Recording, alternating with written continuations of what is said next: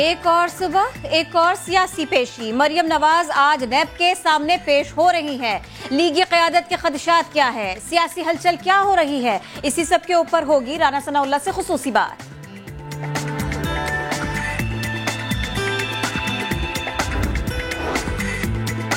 لاکھوں سیاح، ہزاروں گاڑیاں، اجازت نامہ ملتے ہی قدرتی حسن سے مالا مال سیاحتی مقامات بھر گئے۔ کہاں کتنے سیاح آئے، کتنا کاروبار ہوا، ہم آپ کو کرائیں گے کئی دل فریب مقامات کی سیر۔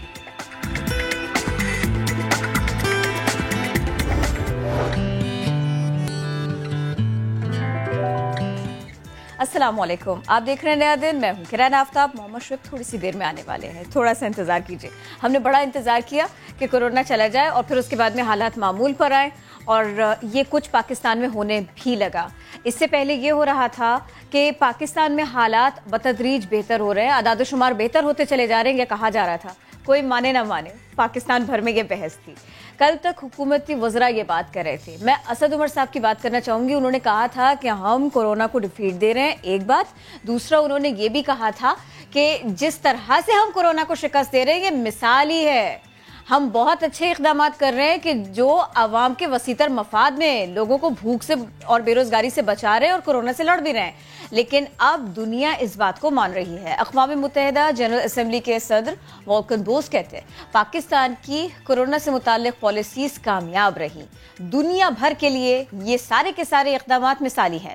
اور مائکروسافٹ کے بانی بل گیٹس، انہوں نے کہا کہ پاکستان میں کورونا بڑی تیزی کے ساتھ میں نیچے جا رہا ہے، لیکن انہوں نے مختلف ممالک کی بات کی، انہوں نے بھارت کا تذکرہ بھی کیا، اور ان کو تشویش بھی ہے اس بات پر، سبھی کو تشویش ہے، کیونکہ بھارت میں جیسے اقدامات ہیں اس کے بعد کورونا کو پھیلایا جا رہا ہے، گھٹایا نہیں جا رہا۔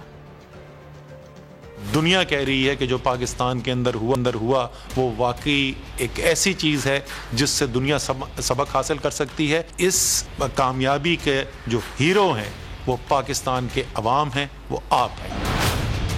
یہ تھے وفاقی وزیر اسد عمر، جو 6 اگست کو ملک میں کورونا کے خلاف جنگ جیتنے کا اعلان کر رہے تھے۔ لیکن اب دنیا بھی پاکستان کی کامیاب کورونا پالیسی کا اعتراف کر رہی ہے، اقدامات کو سراہ رہی ہے۔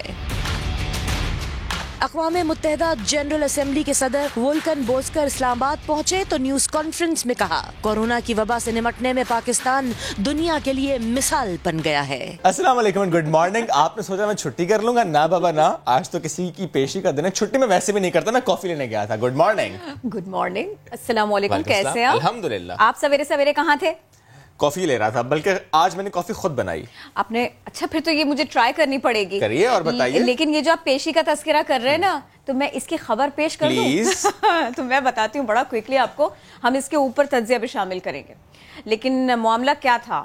رائیونڈ میں 200 ایکڑ اراضی اور پھر اس کی منتقلی، یہ قانون کے مطابق نہیں کیا آپ نے، تبھی تو کیس بنا۔ مسلم لیگ نون کی نائب صدر اور سابق وزیر اعظم نواز شریف کی بیٹی مریم نواز کچھ دیر بعد نیب لاہور کے آفس میں اسی لیے تو پیش ہوں گی۔ مریم نواز جاتی عمرہ رہائش گاہ سے کارکنوں کے ہمراہ قافلے کی صورت نیب آفس جائیں گی۔ اس سے پہلے بھی کورونا ہو نہ ہو کچھ انتظامات ایسے ہی دیکھنے کو ملتے رہے تھے۔ یہ بات سمجھ نہیں آئی کرن، نیب کی پیشی ہے، قافلے کی صورت میں کیوں جائیں گی بھلا؟ کورونا چلا گیا شعیب۔ ارے کرونا ہو یا نہ ہو، نیب کی پیشی ہے بھائی، کسی جلسے جلوس میں تو جا نہیں رہے۔ اب آج کل جلسے جلوس ہو بھی تو نہیں رہے۔ یہ بات بھی صحیح۔ چلیے عارف ملک نے ہمیں جوائن کیا، ان سے بات کر لیتے ہیں۔ عارف، کرونا ٹھیک ہے اس طرح سے تو نہیں ہے، بٹ سٹل SOPs کو فالو کرنا ایک اچھا معاملہ ہوتا ہے، ایسی کی ہم تلقین بھی کرتے ہیں۔ پھر بھی جلسے کی صورت میں جانا، یا کہنا چاہیے کہ قافلے کی صورت میں جانا، یہ درست بات تو نہیں ہے۔ اس حوالے سے کیا گائیڈ لائنز تھی پارٹی کی طرف سے کارکنان کے لیے؟ اور قافلے کی تیاری بھی ضرور بتائیے گا پلیز۔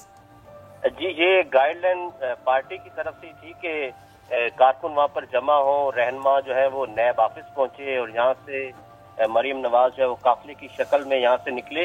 تو یہ لاہور کا جو صدر ہے ان کی طرف سے یہ میسج تمام کارکنوں کو دیا گیا، اور پنجاب کے صدر کی طرف سے بھی کال تھی کہ مریم نواز کو ایک بڑے قافلے کی شکل میں لے کے جانا ہے، تاکہ ایک میسج جائے کہ لوگ ہمارے ساتھ ہیں اور مریم نواز سے محبت کرتے ہیں۔ اور اسی وجہ سے وہ آج، پہلے ان کا پروگرام یہ نہیں تھا کہ وکیل کے ذریعے وہ وکیل کو پیش کریں گی نیب کے دفتر میں، خود نہیں جائیں گی، لیکن پارٹی نے یہ فیصلہ کیا کہ مریم نواز کو خود جانا چاہیے اور قافلے کی شکل میں اور کارکن اکٹھے ہوں, رہنما بھی وہاں پہ موجود ہوں. آپ دیکھیں گے کہ کچھ دیر بعد نیب آفس کے باہر جو ہے نون لیگ کے مین رہنما وہاں پر پہنچ جائیں گے اور وہ میڈیا ٹاکس بھی کریں گے. اچھا, مین رہنما پہنچ جائیں گے, وہ میڈیا ٹاک کریں گے, تو مریم نواز وہ بات نہیں کریں گی میڈیا سے؟ جی, مریم نواز کی پہلے تو پارٹی پالیسی تھی کہ مریم نواز گفتگو نہیں کریں گے, بالکل, لیکن بعد میں ریویو کیا گیا کہ اگر نیب کے اندر کچھ زیادہ سوالات ہوئے تو مریم نواز باہر نکل کے گفتگو کریں گی, اور اگر یہاں پر کارکنوں نے ان کے جاتی عمرہ سے نکلتے ہوئے روکا تو یہاں پہ بھی گفتگو کر سکتے ہیں. لیکن اب یہ ڈیسائیڈڈ ہوا ہے کہ مریم نواز کو گفتگو کرنی چاہیے. اگر انہیں وہاں پر اچھا لگے, جاتی عمرہ نکلتے ہوئے اچھا لگے تو وہاں گفتگو کر لیں, یا پھر نیب آفس سے نکلتے ہوئے جب واپس تو تب وہ گفتگو کر لیں. عارف تھوڑا سا نا اس کو کلیئر کیجیے گا, کیونکہ بہت دن ہو گئے نا اس بات کو, اس سوال کو کہ وہ بات کیوں نہیں کر رہی, وہ خاموش کیوں ہیں. کیا یہ وہ اپنی مرضی سے چپ رہی ہیں یا پارٹی کی طرف سے؟ کیونکہ اب یہ امپریشن دینے کی کوشش کی جا رہی ہے کہ اب ہم یہ سوچ رہے ہیں کہ مریم نواز خود سے چاہیں تو بات کر لیں, اس سے پہلے پارٹی کے دباؤ کی وجہ سے بات نہیں کر رہی تھی. جی, بات آپ کی ٹھیک ہے کہ پارٹی کا دباؤ بھی تھا اور مریم نواز خود بھی زیادہ بولنا نہیں چاہتی تھی, تو انہوں نے پارٹی کے مشورے پر ایگری کیا. اس سے پہلے آپ دیکھیں کہ پچھلے سال 8 اگست کو مریم نواز گرفتار ہوئی تھی تو وہ گفتگو کر رہی تھی اور وہ پبلک میں بھی جا رہی تھی, وہ جلسے بھی کر رہی تھی. تو اس 1 سال پہلے ہی انہیں گرفتار کیا گیا اور 1 سال بعد انہیں دوبارہ بلایا گیا. تو یہ پارٹی کے اندر کہ اگر جب وہ بولیں گی تو انہیں گرفتار کر لیا جائے گا, ان کے لیے مشکلات کھڑی کر دی جائیں گی. تو اسی وجہ سے وہ خاموش بھی تھی اور خود بھی وہ خاموش رہنا چاہتی تھی. انہوں نے پارٹی کی بات کو اسی وجہ سے ایگری کیا. اور عارف ملک یہ بتائیے گا, پیشی کتنے بجے, راستہ کتنا ہے, کتنی دیر لگے گی یہاں سے نکلنا اپنی رہائش گاہ سے اور پھر وہاں تک پہنچنا؟ جی, یہ تقریباً کوئی 7 سے 8 کلومیٹر ہے جاتی عمرہ سے نیب آفس. تو یہاں سے نکلتے آلموسٹ کوئی 10 سے 15 منٹ لگ سکتے ہیں یا 20 منٹ لگ سکتے ہیں اگر قافلے کی شکل میں. وہاں باقی لوگوں پر منحصر ہے, 10:30 بجے کا پلان ہے. جیسی کال دی اور جس طرح سے لوگوں کی تعداد اکٹھا ہو سکے یا جیسا ان کا پلان بن سکے. جی, یہ 10:30 بجے مریم نواز کا ہے کہ مریم نواز اپنے گھر سے نکلیں گی اور 11 بجے کیونکہ پیشی پر انہوں نے نیب آفس پہنچنا 11 بجے کی ٹائمنگ ہے. لیکن لگتا یہی ہے کہ اگر وہ 10:30 نکلتی ہیں تو وہ 11 بجے نیب آفس نہیں پہنچ سکتی, کیونکہ قافلہ شکل میں نکلیں گی. 20 سے 15 10:30 یا 11 ہم لوگ دوبارہ بات کر رہے ہیں, پھر آپ کے پاس پھر ہم دوبارہ بھی آئیں گے. عارف بہت شکریہ, آپ اپڈیٹ کر رہے تھے. اور اس وقت ہمیں جوائن کیے رہنما مسلم لیگ نون رانا ثناء اللہ صاحب نے. رانا صاحب بہت شکریہ آپ کے وقت کا. سر ظاہر ہے ابھی مریم نواز کی آج پیشی ہے اور ابھی کچھ دیر بعد وہ قافلے کی صورت میں نکلیں گی. جانا آپ سے اشارہ ہے سر, تاریخ تو یہی رہی ہے نون لیگ کی کہ جب بھی اہم رہنما کوئی پیش ہوا ہے نیب کے دفتر تو گرفتار ہوا ہے, گرفتاریاں ہوئی ہیں. آج کیا ایکسپیکٹ کیا جا رہا ہے آپ کی پارٹی کی طرف سے کہ کیا ایسا کوئی خدشہ ہے کہ آج بھی گرفتار کیا جائے گا؟ یوں آج جمعہ تو نہیں بل کوئی دن بھی بھاری ہو سکتا ہے نون لیگ کے لیے. جی بالکل, یہ بات درست ہے کہ اس سے پہلے جو ہے وہ نیب جو ہے وہ سرپرائز اریسٹ جو ہے وہ کرتا رہا ہے, اور اس میں بہت بڑی مثال جو ہے وہ میر شکیل الرحمان صاحب کی بھی ہے. میاں شہباز شریف صاحب کو بھی اسی طرح جو ہے وہ پیشی پہ کسی اور کیس میں بلایا, کسی اور کیس میں جو ہے وہ اریسٹ کر لیا. تو ایسی بات ہو سکتی ہے. مریم نواز صاحبہ کو جو ہے وہ اس بات سے آگاہ کیا گیا, لیکن یہ انہوں نے میری انفارمیشن کے مطابق انہوں نے یہ فیصلہ کیا کہ میں بیل کا کور جو ہے وہ نہیں لوں گی اور میں جاؤں گی. اگر وہ ایک ناجائز جھوٹے مقدمے میں ایک بے گناہ اور بے قصور خاتون کو گرفتار کرنا چاہتے ہیں تو ٹھیک ہے, بڑے شوق سے کریں. اچھا رانا صاحب, شیخ صاحب یہ کہہ رہے تھے کہ شہباز شریف اور حمزہ شہباز کے جو کیسز ہیں وہ آصف زرداری صاحب کے کیسز سے بہت بڑے, اور وہ یہ بھی کہہ رہے تھے کہ جو آئندہ مہینے وہ آپ لوگوں کے لیے بہت ٹف ہیں, مسلم لیگ نون رہنماؤں کے لیے بہت ٹف ہیں کیسز اور پھر گرفتاریاں. تو سر ان کی یہ اسٹیٹمنٹ, ان کی پیش گوئی کیسے دیکھتے ہیں آپ اس سب کو؟ دیکھیں, شیخ رشید صاحب جو ہیں یہ صرف پنڈی کے شیطان ہی نہیں ہے, یہ ساتھ ساتھ شیخ چلی بھی ہیں. یہ اس قسم کی جو ہے وہ گفتگو جو ہے وہ میڈیا میں ان رہنے کے لیے کرتے رہتے ہیں. میاں شہباز شریف صاحب کے خلاف کوئی کیس نہیں ہے, بالکل ان کا کوئی تعلق نہیں ہے ان ٹرانزیکشن سے جن ٹرانزیکشن کے متعلق جو ہے وہ کیس بنانے جا رہے ہیں. اور جہاں تک سلمان شہباز شریف صاحب کا تعلق ہے، وہ ایک کاروباری آدمی ہے، ان کے پاس کوئی جو ہے وہ پبلک آفس نہیں رہا، تو ان کو جن ٹرانزیکشنز کے اوپر جو ہے وہ مورد الزام ٹھہرا رہے ہیں اور پھر ان کے ساتھ ہم شہباز شریف صاحب کو بھی ملوث کر رہے ہیں، وہ کسی طور پہ بھی جو ہے وہ منی لانڈرنگ نہیں بنتی، اسے ایٹ دی میکسیمم جو ہے وہ ٹیکس مینجمنٹ جو ہے وہ کہا جا سکتا ہے۔ اور اس قسم کی ٹرانزیکشن جو ہے، یہ جو ٹیلی گرافک ٹرانسفرز ہیں جن کو یہ ہر وقت ٹی ٹی جو ہے وہ پکارتے رہتے ہیں، تو یہ آپ کسی بزنس ہاؤس کو دیکھ لیں، کسی آپ جو ہے وہ بڑی جو ہے وہ ملٹی نیشنل کمپنی کو دیکھ لیں، اس کے اکاؤنٹس میں جو ہے یہ چیزیں جو ہے وہ یہ ٹرانسفرز ہوں گی۔ تو یہ کیسے آپ کر سکتے ہیں کہ اگر ایک ملک میں ایک قانون ہے، اس قانون کے تحت لوگ ٹیکس مینیج کرتے ہیں اور ان کی تعداد جو ہے وہ لاکھوں میں ہے، اور آپ ایک آدمی کو پکڑ لیں کہ جی کیونکہ آپ کے والد یا آپ کے عزیز جو ہیں وہ حکومت میں رہے ہیں، تو لہٰذا آپ جو ہے وہ ادھر آ کے جو ہے وہ جواب دیں، اور آپ کی جو انکم ہے وہ کرائم پروسیڈ ہے۔ وہ بالکل بے بنیاد کیس ہے، اور وہ اس قابل نہیں ہے کہ وہ اس کا چلان جو ہے وہ عدالت میں پیش کیا جا سکے، یا ریفرنس جو ہے یہ بالکل نیب نے جو ہے یہ جو ریفرنس پیش کیا ہے یہ خارج ہو جائے گا، اور یہ قابل اخراج ہے، اس کی کوئی سبسٹنس نہیں ہے۔ اوکے، لیٹس سی سر، یہ تمام جو باتیں آپ کر رہے ہیں کورٹ میں پروف ہوتی ہیں یا نہیں ہوتی، لیکن سر اس سے پہلے کے سوال کے جواب میں آپ نے کہا کہ مریم نواز نے ڈیسائیڈ کیا کہ وہ بیل کور نہیں لیں گی، تو سر آلریڈی وہ تو بیل پر ہی باہر ہیں، بٹ سر تنقید ہوتی ہے، ظاہر ہے جب آپ لوگ تنقید کرتے ہیں، حکومت بھی تنقید کرتی ہے آپ پر، ان کے اتحادی جماعتیں وہ بھی تنقید کرتے ہیں آپ پر، اور سر جب وہ تنقید کرتے ہیں ایک بڑا امپورٹنٹ پوائنٹ ان کے پاس ہوتا ہے، اور وہ سوال ہوتا ہے بڑا نارمل سا سوال کہ نواز شریف صاحب واپس آئیں گے کب؟ علاج کے لیے گئے تھے، دوائی لینے گئے تھے، وہ کہتے ہیں واپس نہیں آ رہے۔ آپ کے پاس کوئی اطلاعات ہیں میاں صاحب کے علاج سے متعلق، پروسیجر سے متعلق، واپسی سے متعلق؟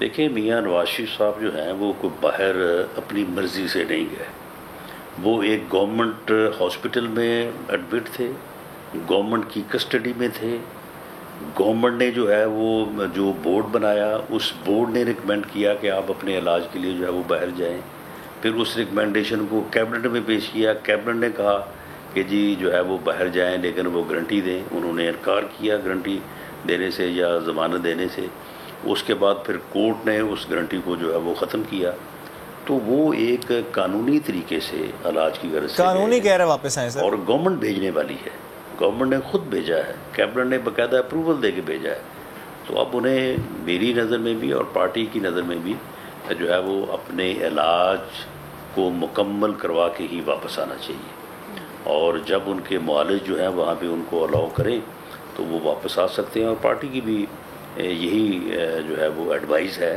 کہ جب تک آپ پوری طرح سے جو ہے وہ تندرست نہ ہوں یا آپ کا شافی علاج نہ ہو جائے تو آپ واپس نہ آئیں۔ رانا صاحب، جب سے آپ لوگ اپوزیشن میں آئے، شاہد خاقان عباسی صاحب آگے سے آگے دکھائی دیتے ہیں اسٹیٹمنٹس دینے کے لیے، پریس کانفرنس کرنے کے لیے، میٹنگز میں پرویز رشید صاحب بھی ہوتے ہیں، لیکن شاہد خاقان عباسی صاحب بہت آگے بڑھ کر بات کرتے ہیں۔ اب اس سارے منظرنامے میں اگر یہ دو پی ایم ایل این رہنما ایک بالکل الگ الگ لائن کے اوپر بات کریں، لوگوں کے اوپر یہ واضح ہو جائے کہ یہ بالکل الگ بات کر رہے ہیں، دونوں کی سوچ بہت مختلف ہے، تو پھر آپ کیا سمجھتے ہیں؟ یہ تو آپ کی پارٹی کے لیے نقصان دہ ہے، آپ کے سپورٹر کے لیے اس کے لیے ایک ڈیمیج ہے، وہ کنفیوز ہو جائے گا، اس کی تشویش بڑھ جائے گی۔ ایبسلوٹلی ناٹ، کوئی نقصان نہیں ہے، یہ سیاسی جماعت ہے، یہ کوئی رجمنٹ تو نہیں ہے کہ ڈسپلن فورس ہے اور کوئی آدمی دوسرے کے خلاف بات نہیں کر سکتا۔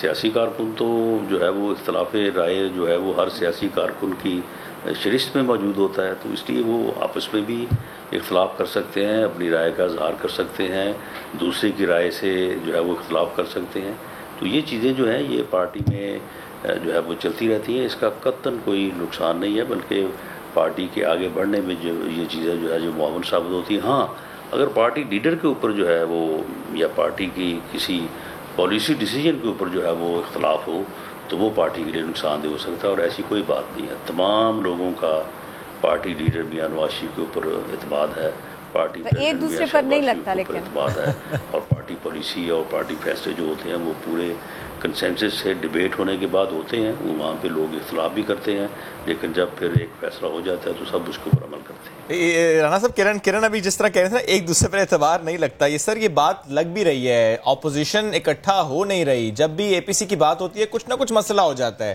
اس بار سر مولانا صاحب نے کہہ دیا کہ وہ الگ احتجاج کریں گے, یوں تو پہلے بھی انہوں نے کیا تھا, آپ لوگ گئے تھے علامتی طور پر, احتجاج تب بھی انہی کا تھا. سر اس بار اپوزیشن جماعتیں ایک پیج پر آ پائیں گی, ایسی کوشش ہو رہی ہے, پاسبلٹی ہے؟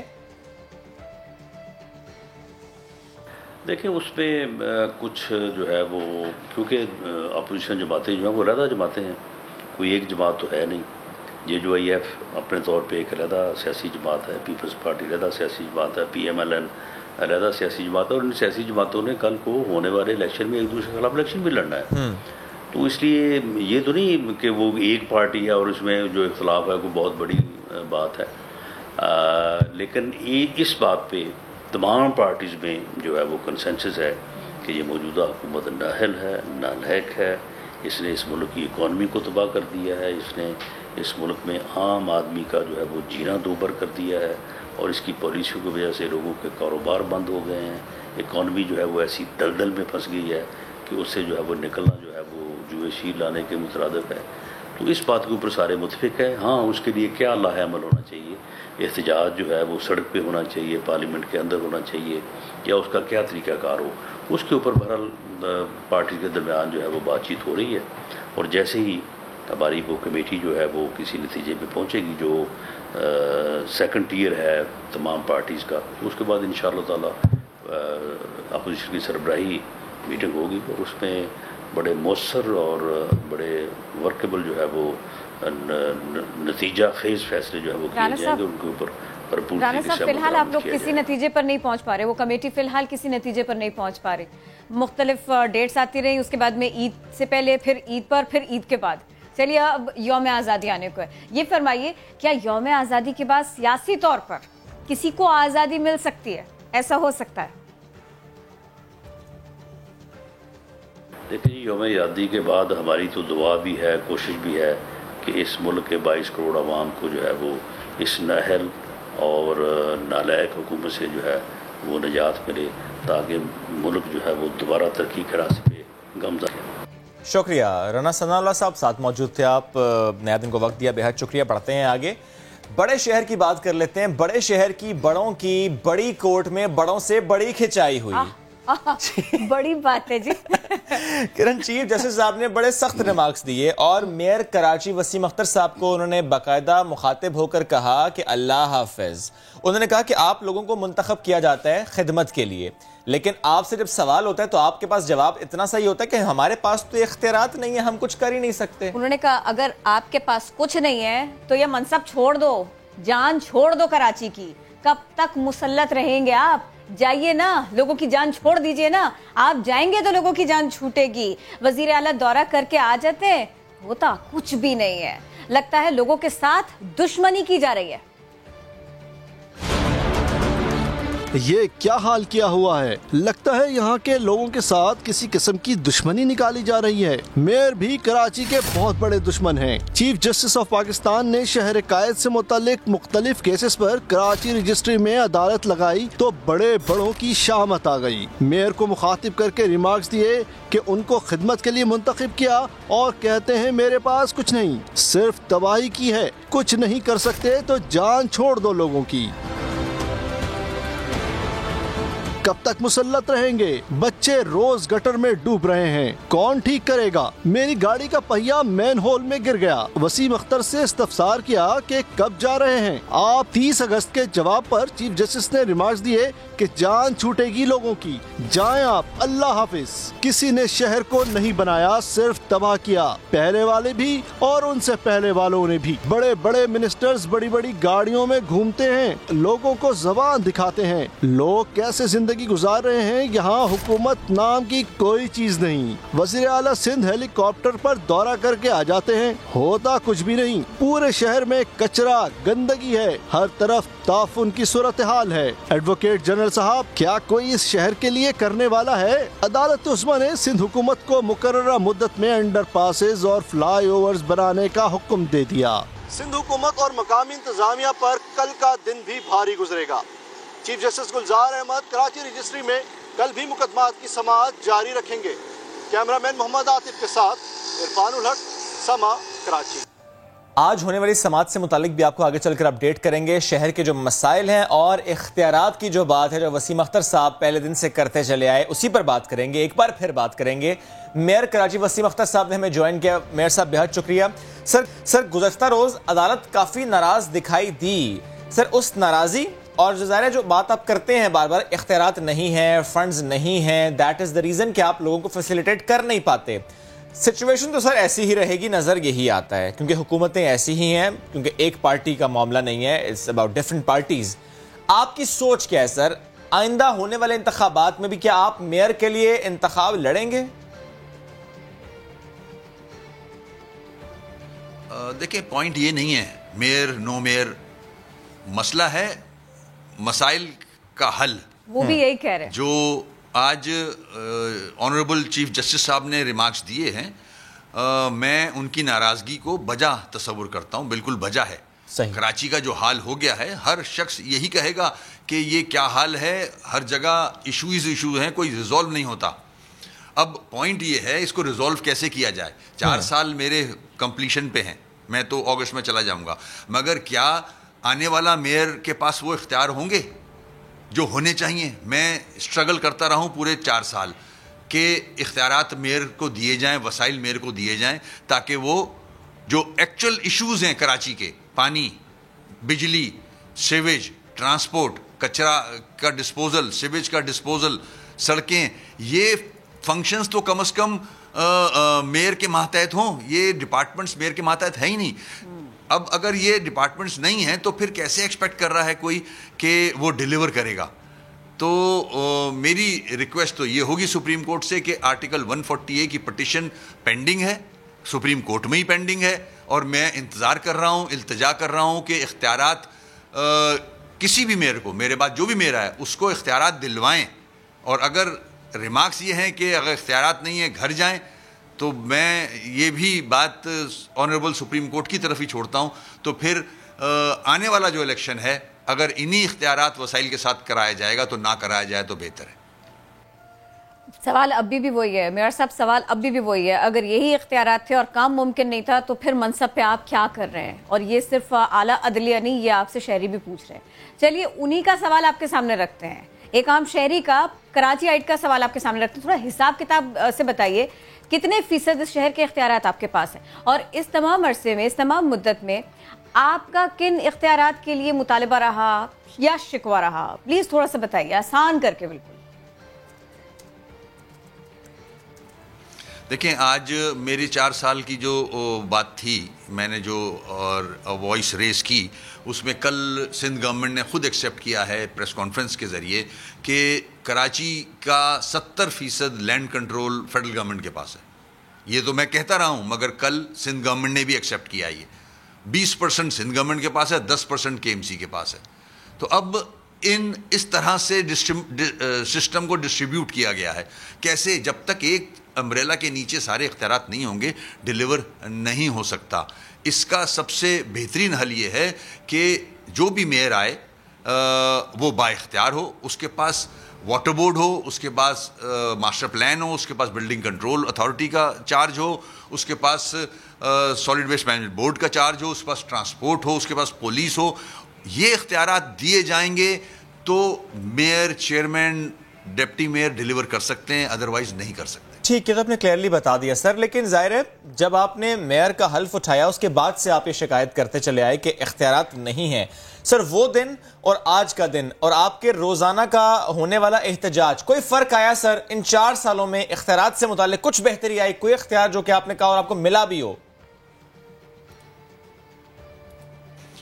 جو بھی ریلیف ملا مجھے ہائی کورٹ کے آرڈرز پہ اور سپریم کورٹ کے آرڈرز پہ ہی ملا ہے. اچھا. اگر کے الیکٹرک نے بجلی کاٹ دی کے ایم سی کی تو سپریم کورٹ کے کہنے پہ بحال ہوئی, سندھ گورنمنٹ سے پیسے دلوائے گئے. نالوں کی صفائی کی بات آئی تو سپریم کورٹ نے پیسے دلوائے سندھ گورنمنٹ سے.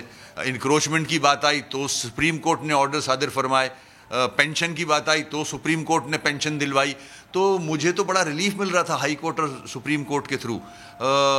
اگر اسی طرح یہ سسٹم بحال ہو جائے, 140 آرٹیکل امپلیمنٹ ہو جائے سپریم کورٹ کے پاس جو پینڈنگ پڑا ہے, میں سمجھتا ہوں بہت سارے مسائل حل ہو سکتے ہیں. اور میئر صاحب یہ سعید غنی صاحب کی بات, وہ کہتے ہیں کہ قانون کے مطابق ہی فنڈز کا اجرا کیا جاتا ہے, تو کیا فنڈز آپ تک پہنچتے نہیں ہیں یا یہ فنڈز ناکافی ہیں؟ دیکھیں جو ہمیں پیسے ملتے ہیں وہ تنخواہوں کے ملتے ہیں, جو کہ وہ بھی پورے نہیں ملتے. آج 16.5 کروڑ کا شارٹ فال ہے ہر مہینے تنخواہوں کا. اس کے بعد جو اے ڈی پی کے پیسے ملتے ہیں, جو میرے 35 ڈپارٹمنٹ ہیں جس میں 14 اسپتال ہیں اور 102 سڑکیں ہیں, برجز ہیں, انڈر پاسز ہیں, ان کی مینٹیننس ہے. پھر نئی چھوٹی موٹی اسکیمیں دینی پڑتی ہیں واٹر بورڈ سے ریلیٹڈ, سیویج سے ریلیٹڈ, اس کے لیے فنڈز ناکافی ہوتے ہیں. کے ایم سی کی اپنی جنریشن بالکل ختم ہو گئی ہے کووڈ کے بعد. اس سے پہلے بھی جو ڈپارٹمنٹ جنریشن کرتے تھے فنڈز کی, وہ میرے پاس نہیں ہے, وہ سندھ گورنمنٹ کے پاس ہیں. تو کے ایم سی کے پاس بھی اتنا فنڈ نہیں ہوتا کہ وہ اپنی تنخواہیں بھی پوری کر سکے. رائٹ سر, صوبائی حکومت آپ پر اور آپ صوبائی حکومت پر شہر کی حالت کی ذمہ داری ڈالتے ہیں. عوام کو ذرا بتائیں سر کہ اصل ذمہ دار کون ہے؟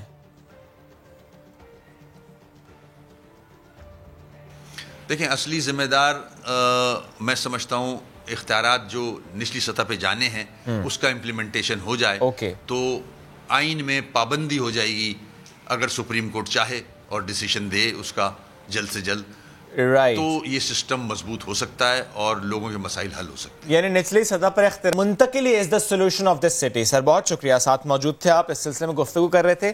لیکن ایک بات آپ نے کلیئرلی کی کرن کہ اگر یہی اختیارات رہنے ہیں, حالات یہی رہنے, تو پھر آئندہ انتخابات نہ کرائے جائیں.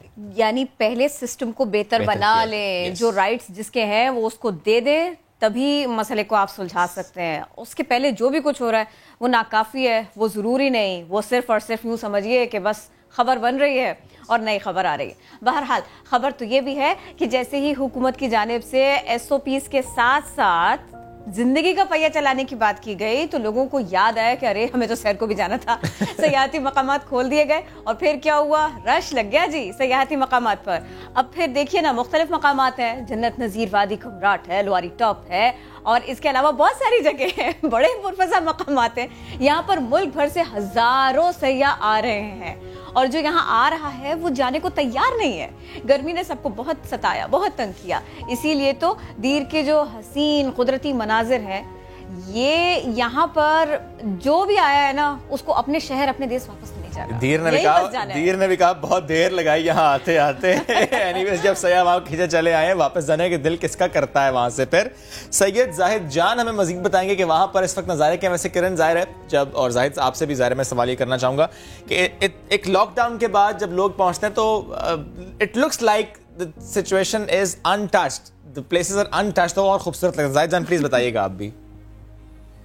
جی اس وقت میں دیر لواری ٹاپ سڑک پہ یہاں موجود ہوں. یہ سیاحتی مقام ہے اور میں آپ کو یہ بھی بتاتے چلوں کہ یہاں پہ سیاحوں کی آمد کا سلسلہ دیر میں جو ہے وہ جاری ہے, اور حکومت نے تب سے جو کرونا کے باعث لاک ڈاؤن کے خاتمہ اور سیاحتی مقامات پر پابندی اٹھانے کے جو اعلان کیا ہے, اس کے بعد 8 اگست سے لے کر آج تک جو ہے لوگ بہت بڑی تعداد میں سیاحتی مقامات, جو کہ دیر کے مشہور سیاحتی مقام کمراٹ ہے, وہاں کے خوبصورت مناظر, وہاں کے خوبصورت آبشاریں اور دیگر سرد موسم کے لیے لوگ جو ہے کراچی, پنجاب اور پشاور, خیبر پختونخوا کے مختلف علاقوں سے جو ہے لوگ دڑا دڑ وہاں پہنچ رہے ہیں. اور کمراٹ سے وہاں سرکاری اعداد و شمار کے مطابق اب تک جو ہے 3 دنوں میں 60 سے 70 ہزار کے قریب لوگ وہاں پہنچ گئے ہیں اور خوبصورت مناظر جو ہے انجوائے کر رہے ہیں. تاہم یہ تعداد جو ہے یہ صرف کمراٹ کی حد تک ہے. تاہم جو لواری ٹاپ ہے, مینا ہے, دوبندو, زخانہ اور دیگر جو لامچڑ سیاحتی مقامات ہیں, وہاں پہ بھی لوگوں کی بڑی تعداد آ رہی ہے.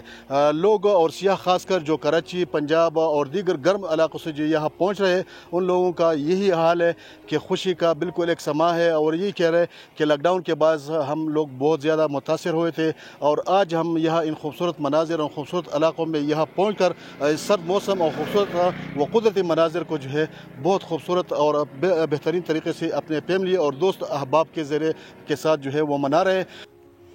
بہت شکریہ آپ نے اپڈیٹ کیا، اتنے پیارے مناظر تھے، بس اتنے ہی نہیں تھے، اس کے علاوہ بھی ہیں حسین مناظر کی سرزمین گلیات قدرت کا انمول تحفہ ہے، یہ کہیے تو غلط نہیں ہوگا۔ لاک ڈاؤن ختم ہوا، سیاح اس تحفہ کا فائدہ اٹھانے کے لیے پہنچ گئے۔ اس وقت سما کے نمائندے عاطف قیوم ایک سیاحتی مقام پر ہی موجود ہیں، تو پھر انہی کی طرف چلتے ہیں۔ بھائی بتائیے نا کیسا موسم اور کتنا رش دیکھ رہے ہیں آپ؟ جی بالکل جس طرح آپ نے ذکر کیا ہے کہ یہاں کا موسم بالکل جو ہے وہ بڑا ہی دلکش ہے، حسین نظارے ہیں، اور ان کو دیکھنے کے لیے جو ہے سیاح جو ہیں یہاں پہ پہنچ رہے ہیں۔ جو گزشتہ 3 روز تھے ان میں یہاں پہ تقریباً 4 لاکھ سے زائد جو سیاح ہیں وہ پہنچے ہیں، اور 1 لاکھ سے زائد جو گاڑیاں ہیں، باڑیاں اور جو ہر نو کا مقام ہے وہاں سے گلیات میں داخل ہوئی ہیں، اور یہاں پہ تقریباً 200 کے قریب جو ہے وہ ہوٹلز ہیں اور مختلف جو گیسٹ ہاؤسز ہیں، ان میں انہوں نے آ کے یہاں پہ رہائش جو ہے وہ اختیار کی ہے۔ جب بات کی جائے ان کے یہاں پہ ریٹس کی تو نتھیا گلی وغیرہ میں جو ہے اس وقت کیونکہ ریٹس تھوڑے سے ہائی ہوئے ہیں، عام ریٹس جو تھے پہلے جو عام سیزن میں یہاں پہ ریٹ جو ہوتا تھا جس کمرے کا 4000 روپے تھا یا جس کمرے کا 10,000 روپے تھا، تو وہ 50% جو ہے اس کے اوپر انکریز ہو چکی ہے، کیونکہ ڈیمانڈ جو ہے وہ کمروں کی زیادہ ہوئی ہے۔ لاک ڈاؤن رہا ہے یہاں پہ بڑا عرصہ، اور اس کے بعد جو ہے سیاح جو تھے وہ گھروں میں پھنسے ہوئے تھے، وہ ابھی یہاں پہ نکلے ہیں شہری، اور یہاں پہ وہ پہنچنا شروع ہو چکے ہیں، اور روز بروز جو ہے یہاں پہ سیاحوں کی جو آمد ہے وہ بڑھتی یہاں پہ جا رہی ہے۔ جو یہاں آنے والے جو سیاح ہیں وہ یہاں کے دلکش جو مناظر ہیں ان کو خوب دیکھ رہے ہیں، سیلفیاں وغیرہ یہاں بنا رہے ہیں، باربیکیو وغیرہ کیا جا رہا ہے، گھوڑا سواری جو ہے وہ بھی کی جا رہی ہے، اس کے علاوہ چہل قدمی وغیرہ یہاں پہ کی جا رہی ہے۔ دیکھا جائے اس کے ساتھ ساتھ کہ یہاں پہ جو SOPs کا کہا گیا تھا اس کے اوپر بھی ہلکا اس کی وائلیشن یہاں پہ جو ہے وہ بھی نظر آ رہی ہے کہ زیادہ تر جو سیاح ہیں یہاں پہ وہ ماسک وغیرہ کا جو ہے استعمال نہیں کر رہے، اس کے علاوہ جو فاصلہ رکھنا تھا اس میں سوشل ڈسٹینسنگ وہ بھی یہاں پہ نظر نہیں آ رہی ہے۔ باقی ناران وغیرہ کی بات کریں تو وہاں پہ بھی جو ہے تقریباً جو ہے 5 لاکھ سے جو زائد سیاح ہیں وہ وہاں پہ پہنچے ہوئے ہیں۔ کئی مقامات کے اوپر جو ہے روڈز وغیرہ جو ہے وہ وہاں پہ بھی ناران کو جاتے ہوئے جیم ہیں، اور سیاحوں کی وہاں پہ بھی رائٹس جو ہیں رومز کے وہاں پہ جو ہے وہ بھی انکریز جو ہے وہ ہوئے ہیں، وہاں پہ بھی جو 60% سے زائد جو رومز کا ریٹس تھے وہ بھی وہاں پہ بڑھ گئے ہیں، کیونکہ وہاں پہ بھی کمروں کی وہ شارٹیج ہے اور سیاحوں کی ایک بڑی تعداد وہاں پہ پہنچ رہی ہے۔ ایبٹ آباد سے جو جانے والی مین شاہراہ ہے مری کی طرف، اس کے اوپر بھی ایک مختلف مقامات کے اوپر جو ہے ٹریفک جو جیم ہے وہ جو نظر آتی ہے۔ اسی طرح باڑیا سے بھی جو آتی ہے، اور مین جو بازار ہے نتھیا گلی کا وہاں پہ بھی تھوڑی بہت جو ٹریفک ہے وہ جیم ہے، اور جس کے باعث جو ہے آنے والے سیاحوں کو ہلکی جو ہے وہ مشکلات کا سامنا بھی کرنا پڑ رہا ہے۔ شکریہ عاطف، آپ نے اب اسی معاملے پر بات کریں گے۔ ہمیں جوائن کیا ہے DG گلیات رضا علی حبیب صاحب نے، گلیات ڈیولپمنٹ اتھارٹی کو ریپرزینٹ کریں آپ سر، بہت شکریہ آپ کے وقت کا۔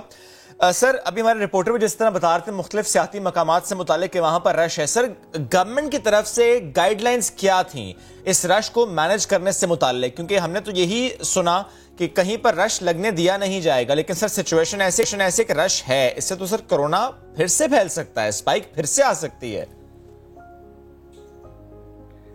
تھینک یو سو مچ جی۔ گورنمنٹ کی طرف سے بڑے واضح احکامات تھے، SOPs جو ہم نے ٹریڈ یونین والوں کے ساتھ اور یہاں مقامی جو بھی بزنس کرتے ہیں ان کے ساتھ ہم نے ڈیٹیل میں انفیکٹ لاسٹ 1 منتھ میں ان کو SOP سمجھائیں، لیکن سچویشن جو ہم نے دیکھی یہاں پہ ظاہری بات ہے کہ جو علاقہ جو کیپیسٹی 50,000 سے 1 لاکھ ویکل کی کیپیسٹی میکسیمم ہو سکتی ہے، وہاں پہ ہمارے پاس اس کے 4 ٹائم زیادہ لوگ آ چکے ہیں۔ اوکے، یعنی 4 لاکھ ہے جی بالکل۔ تو ابھی ہم نے جو اس کو ریوزٹ کیا ہے، ہم نے کہا ہے کہ چیک پوائنٹس پہ 2 دنوں سے ہماری ٹیمیں وزٹ کر رہی ہیں، ڈسٹرکٹ ایڈمنسٹریشن کی، پولیس کی، اور ہم انٹری پوائنٹس پہ ہی یہ انشور کرانا چاہتے ہیں کہ اگر کسی کے پاس ماسک نہیں ہے تو نو ماسک نو ٹورزم۔ سر ایزی یہ نہیں رہتا کہ پھر آپ علاقے کی کیپیسٹی کو دیکھتے ہوئے لوگوں کو ایکسس دیتے؟ یس، یا انٹری پوائنٹ پہ ایٹ لیسٹ اب آپ بین لگا دیں کہ اب انٹر نہیں ہوں گے مزید سیاح۔ جی بالکل، میں نے کہا جیسے کہا نا کہ ہم نے ریوزٹ کی ہم نے اپنی پالیسی کو، ہم نے اب ڈیلی اس پہ مانیٹر کر رہے ہیں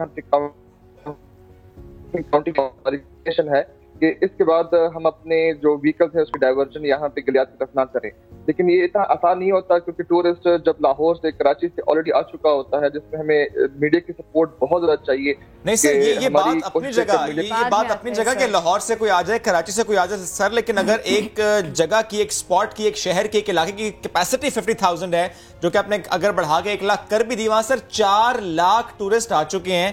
سر آپ کو نہیں لگتا دس از دا پوائنٹ ٹو تھنک کہ آپ پابندی لگانی چاہیے، اناؤنس کر دینا چاہیے کہ اب اس علاقے میں کسی کو آنے نہیں دیا جائے گا ایٹ لیسٹ فار 2-3 ڈیز، جب تک کہ لوگ وہاں سے واپس نہیں نکلتے، ان کا انخلا نہیں ہوتا؟ پالیسی واضح ہونی چاہیے تھی، جی پلاننگ ہونی چاہیے تھی سر. جی میں نے کہا نا، ہم نے یہ ہر سال تقریباً اس طرح ہوتا ہے. ہم نے اس دفعہ پھر جو ٹریفک پولیس ہے، جو موٹر وے پولیس ہے، ان کے ساتھ ہم کوارڈینیشن میں ہیں کہ انسٹیڈ آف جب گلیات انٹر ہو، لوگوں کو تکلیف ہو، ہم موٹر وے پہ ہی، وہاں پہ موٹر وے پولیس کے ساتھ ہماری کوارڈینیشن ہے ڈسٹرکٹ ایڈمنسٹریشن کی بھی، کہ ان کو بتا دے کائنڈلی برائے مہربانی آپ گلیات کی طرف سفر نہ کریں، مری کی طرف سفر نہ کریں. سر وی ہوپ ہمیں یہ کہنا نہ پڑے کہ آپ لوگوں نے بہت لیٹ نئے سرے سے وزٹ کیا ان پالیسیز کو. اب ذرا سر مجھے یہ بھی بتائیے گا، ایک طرف تو یہ والا معاملہ ہے، میں بڑا جلدی سے چاہ رہی تھی پہلے یہ سوال کرنا، ابھی آپ بتا دیجئے یہ ڈیمیج کتنا ہوا لاک ڈاؤن کی وجہ سے، وہ نقصان ذرا پہلے بتائیے ہمیں. میں پہلے آپ کے اس سوال کا جواب دوں گا کہ ریوزٹ ہم دیکھیں ڈیلی بیسس پہ ہوتا ہے. یہاں پہ آپ ایکسپیکٹ نہیں کرتے بعض اوقات کہ کس ٹائم پہ ٹورسٹ زیادہ ہوتا ہے، اور اس میں ماشاءاللہ یہ 4 لاکھ کی کیپیسٹی کا یہ مطلب نہیں کہ 4 لاکھ لوگ یہاں پہ آئے. اس میں 50% زیادہ ڈے وزٹر ہوتا ہے جو کہ واپس چلا جاتا ہے، اور 50% وہ ہوتا ہے جو یہاں پہ اسٹے کر رہا ہوتا ہے، جس کو بھی مینج کر سکتے ہیں. اگر ڈے وزٹر کی بات ہو تو گلیات کی تقریباً 5-6 لاکھ کیپیسٹی موجود ہے. اس وجہ سے ابھی ہم اس کو بیلنس کر رہے ہوتے ہیں. جو اوور آل نقصان ہے آلموسٹ 4.5 مہینے چونکہ سارے علاقے بند رہے، تو ہمارے پاس کوئی 5 سے 6 ارب روپے کا جو یہاں پہ اوور آل اکانومی جو پروڈیوس ہوتی ہے یہاں پہ گلیات میں، وہ ہے 20 to 25 billion rupees in year. اور چونکہ یہ ایک پیک سیزن ہوتا ہے، ہمارا نارملی پیک سیزن مئی سے سٹارٹ ہو جاتا ہے، تو مئی، جون اینڈ جولائی یہ 3 مہینے ہمارے پیک ہوتے ہیں. آپ سمجھ سکتے ہیں کہ 1/3 آف دا ٹوٹل ایئر جو اکانومی جنریشن یہاں پہ ہو سکتی ہے وہ ہم لاس کر چکے ہیں، اور جس کی وجہ سے ایک سیزنل یہاں کی لوگوں کی ارننگ ہوتی ہے، چونکہ یہ 4 مہینے لوگ کماتے ہیں اور پھر اس کے بعد 8 مہینے یا 12 مہینے پورے سال اسی پیسوں پہ ہی وہ گزارا کرتے ہیں. تو آپ سمجھ سکتے ہیں کہ یہ 3 مہینے ان کے لیے سال کے برابر کی اکانومی. اور یہی ڈیمیج ہے، اللہ کرے کہ معاملات بہتر ہو جائیں. کچھ اور مسائل بھی لوگوں کے اکٹھا ہونے سے دیکھنے میں آتے ہیں. ایک اور بات میں کرن سے پوچھنا چاہتا تھا سر، ایک نوٹیفیکیشن جاری ہوا تھا ڈائریکٹر محکمہ سیاحت گلگت بلتستان کی جانب سے، نو ماسک نو ٹورزم. ظاہر ہے آپ لوگ اس کو چیک کر رہے ہوں گے. اسپاٹس پر واقعی آپ کی انتظامیہ موجود ہے جو کہ چیک کرتے کسی نے ماسک نہیں پہنا ہوا تو کوئی چالان کریں یا ان کو بتائیں، روکیں، یا ان کو نہ جانے دیا جائے کسی اور سپاٹ پر، یا وہیں روک لیا جائے کہ ماسک نہیں پہنیں گے تو گھوم پھر نہیں سکتے؟ ایسا کچھ ہوا ہے سر؟ جی بالکل، یہ گورنمنٹ آف کے پی نے، بلکہ چیف سیکرٹری صاحب نے خود 3 دن پہلے یہاں پہ پرسنلی گلیات کا وزٹ کیا، یہاں کے بازاروں کا وزٹ کیا، اور انہوں نے ہمیں یہی گائیڈ لائن دی کہ نو ماسک نو ٹورزم. ہم نے دونوں چیک پوائنٹ ہماری پولیس موجود ہے جن کے پاس ماسک نہیں ہے. نہیں، میں چیک پوائنٹس کی بات نہیں کر رہا سر، میں تو علاقے کے اندر کی بات کر رہا ہوں، سپاٹس کی بات کر رہا ہوں. میں یہ بتا رہا ہوں آپ کو کہ ہمارے جہاں جہاں پہ ٹورسٹ کی رش بہت زیادہ ہوتی ہے وہاں پہ ہمارے مانیٹرنگ ٹیم ہے. ہمارے پاس سیفٹی کٹس ہیں، ہم ان کو فری سیفٹی کٹس بھی پرووائڈ کر رہے ہیں انیشلی 3 دن میں جو اویئرنیس کمپین ہے. اس کے بعد ہمارا فائن کا میکینزم ہوگا، 500 روپے منیمم فائن ہوگا، جس کے ساتھ ہم ان کو فری سیفٹی بھی پرووائڈ، یعنی جو ماسک نہیں پہنے گا وہ 500 روپے کا جرمانہ بھرے گا. لیکن ایٹ دا سیم ٹائم سے ظاہر ہے آپ کم از کم آپ اپنی ذمہ داریاں ادا کریں. کچھ ذمہ داریاں ہماری اپنی بھی ہیں، جس میں سے ایک تو یہ کہ جہاں پہ جا رہے ہیں ماسک پہنے، دوسرا یہ کہ اگر لگے کہ وہاں رش زیادہ ہو گیا تو پلیز پک اندر اسپاٹ، وہاں پر چلے جائیں. سر بہت شکریہ، ساتھ موجود تھے آپ اور اس سے متعلق بات کریں. یہ پاس ایک آپشن اور بھی ہے، کیا؟ جو وائلیشن کرے نا اس کی چھٹیاں محدود کر دیں، اس کے لیے پلیسز کو وزٹ کرنا محدود کر دیں. صرف فائن دینے سے کام نہیں چلے گا. یہ بات آپ کی ٹھیک کریں، لیکن میں یہ سوچوں کرن کہ کراچی والوں کو کیا ضرورت ہے گلگت یا بلتستان جانے کی، سوات جانے کی، یا کسی ایسے جانا پڑتا ہے، برف دیکھنی ہوتی ہے. کیا بات کر دی آپ نے؟ کراچی میں آپ کو دکھاتے ہیں نا برف باری ہے جی، دکھائیں. جی ہاں، کراچی میں ہوئی برف باری ایسی زبردست. یہ دیکھیے جی، ابھی آپ کو پورا نام سنواتے بھی اور دکھاتے بھی حالات کیا تھے یہاں پہ. اوکے، برف باری مل رہی ہے مجھے دیکھنے کو.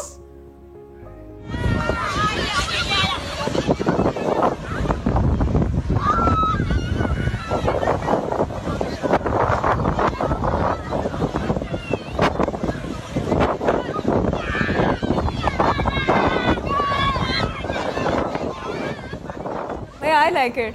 वो बच्चे जिस तरह से हमारे खुशी के जंप कर रहे हैं ना, जो भी जादू है ये बड़ा अच्छा लग रहा है. लेकिन जादू नाज़रीन को बता देते, एक तो ये किरण ये 3 दिन पुरानी, आपको याद है किरण मैंने कल आपको कहा भी था कि कराची में बर्फबारी, वही वाली फुटेज थी. ओके, तो आज हमने ये इंक्लूड किया अपने शो में. और ये हालिया बारिशों के दौरान कोरंगी नदी, ये किरण हुआ ये कोरंगी नदी पर फैक्ट्री से निकलने वाला जो केमिकल है वो झाग की सूरत में फैल गया और सोशल मीडिया सारिफीन कहते हैं लो भाईजान बर्फबारी हो गई जे. ब्रूस ली ने कहा था कि अगर आप चांद को नहीं देखेंगे, आसपास की किसी चीज को देखेंगे तो आप ग्लोरी मिस कर देंगे. वो बर्फ छोड़िए, बच्चों की खुशी देखिए. लेकिन किरण दिस इज डेंजरस. हाँ, दिस इज वेरी डेंजरस. अभी बीत गया. लेकिन किरण अब बचना चाहिए, बचना चाहिए. केमिकल का ये झाग है, this could be dangerous, this could be dangerous.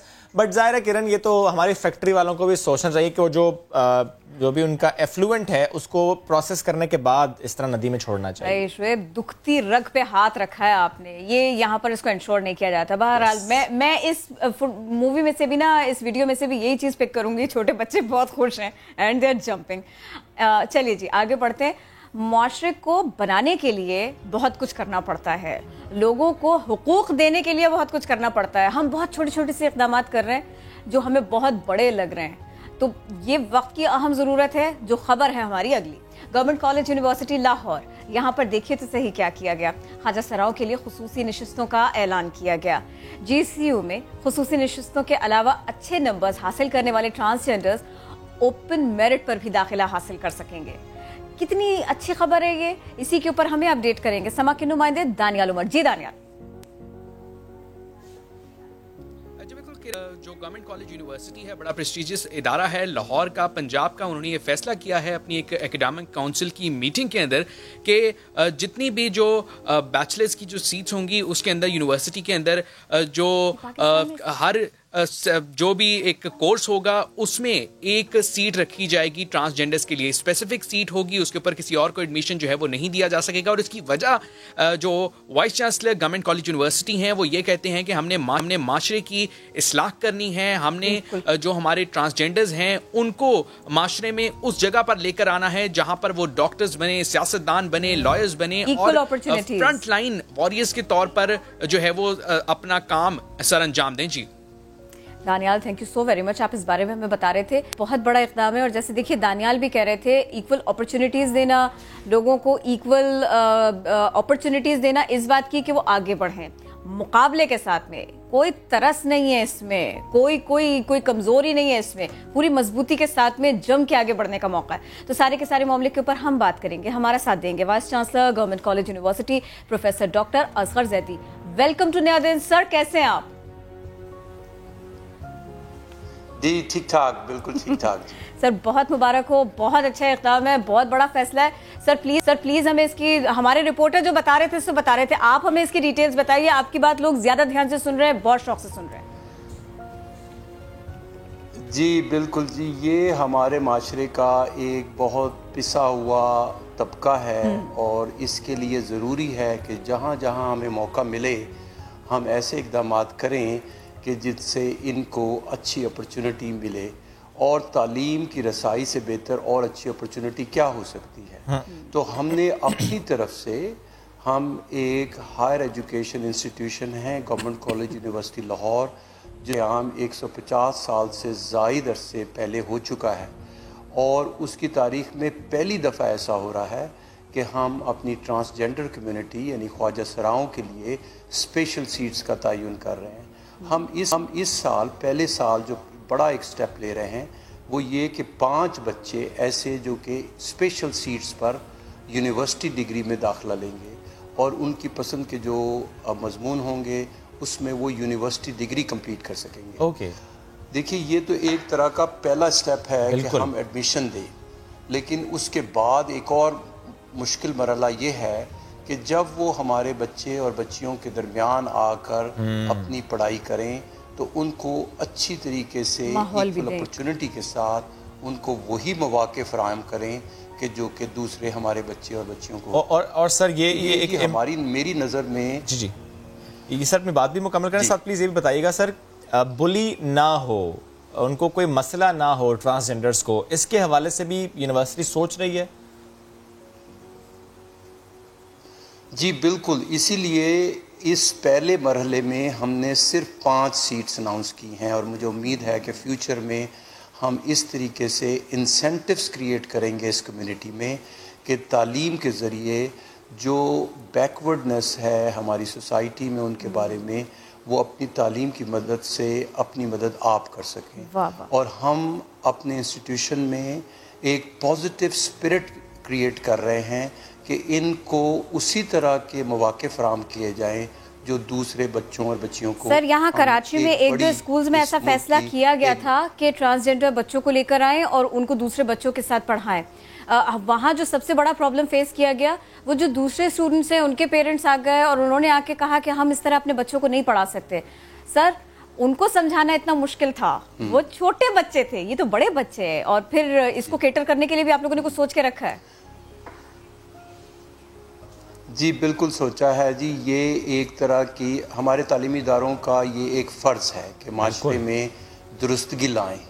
جو ہمارے معاشرے میں خرابیاں ہیں وہ ہم اپنے طریقے سے ایک طرح کی مشعل راہ بنیں اپنی سوسائٹی کے لیے. اور گورنمنٹ کالج یونیورسٹی لاہور، جو کہ میں پہلے کہہ چکا ہوں کہ اس کو اب 156 سال ہو چکے ہیں، وہ ہمیشہ سے پاکستانی معاشرے کو بنانے میں اور اس کی درستگی میں مصروف رہا ہے. تو یہ ہماری ایک چھوٹی سی کوشش ہے، اور میری یہی آپ کے فورم سے یہ خواہش ہے، درخواست ہے، خاص طور پہ جو بیسک ایجوکیشن کے ادارے ہیں کہ وہ ان بچوں کو برابر کی اپرچونٹی دیں اور اس طریقے سے ان کی مدد کریں کہ ہر بچہ جو ہے وہ اپنی کمیونٹی میں ایک ریپل ایفیکٹ کریٹ کرے، کہ وہ جا کے بتائے کہ تعلیم کی رسائی کی مدد سے، تعلیم حاصل کرنے کی مدد سے وہ جو ایک معاشرے میں ہمارا پسماندہ مقام ہے وہ ہم ختم کر سکتے ہیں. صحیح، بہت شکریہ سر، ہیڈس آف، بہت اسٹیپ، بہت اچھے اقدامات. یہ خبر تھی، اس کے اثرات بھی ہوں گے اور وہ اچھے اثرات ہوں گے انشاءاللہ تعالی. تو ہم نے اس موضوع کے اوپر بات کی، اور بھی موضوعات باقی ہیں. ایگزیکٹلی آپ کو دادو کے فلڈ سے متعلق بھی ہم اپڈیٹ کریں گے، بلوچستان کی بات بھی کریں گے، لیکن بریک کے بعد اسٹے ود اس.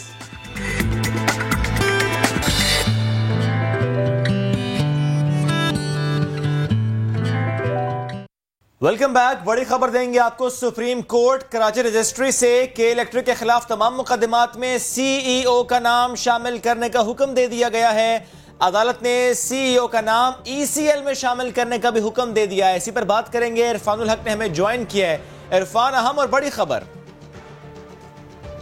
عرفان الحق سے بھی بات کریں گے. سپریم کورٹ سے خبر ہے کہ الیکٹرک کے خلاف تمام مقدمات میں سی ای او کا نام شامل کرنے کا حکم دے دیا گیا ہے. الیکٹرک کی جانب سے نالائقی، نااہلی کا مظاہرہ کیا گیا. بارش آتی ہے، جب بارش ہوتی ہے کراچی بھر میں تو یہی ہوتا ہے کہ کرنٹ لگنے کی وجہ سے لوگوں کی جانیں جاتی ہیں، اور اس کے علاوہ اگر گرمی شدید ہو تو پھر لوڈ شیڈنگ اعلانیہ اور غیر اعلانیہ شروع ہو جاتی ہے، اور پھر اس کے بعد میں صارفین کو مشکلات سے گزرنا پڑتا ہے.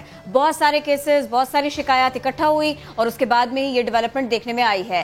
سی ای او کے الیکٹرک کا نام ای سی ایل میں شامل کیا جائے، یہ حکم دیا گیا ہے کہ الیکٹرک کے خلاف جتنے بھی مقدمات ہیں اس سب میں ان کو شامل کیا جائے، ان کے نام کو شامل کیا جائے.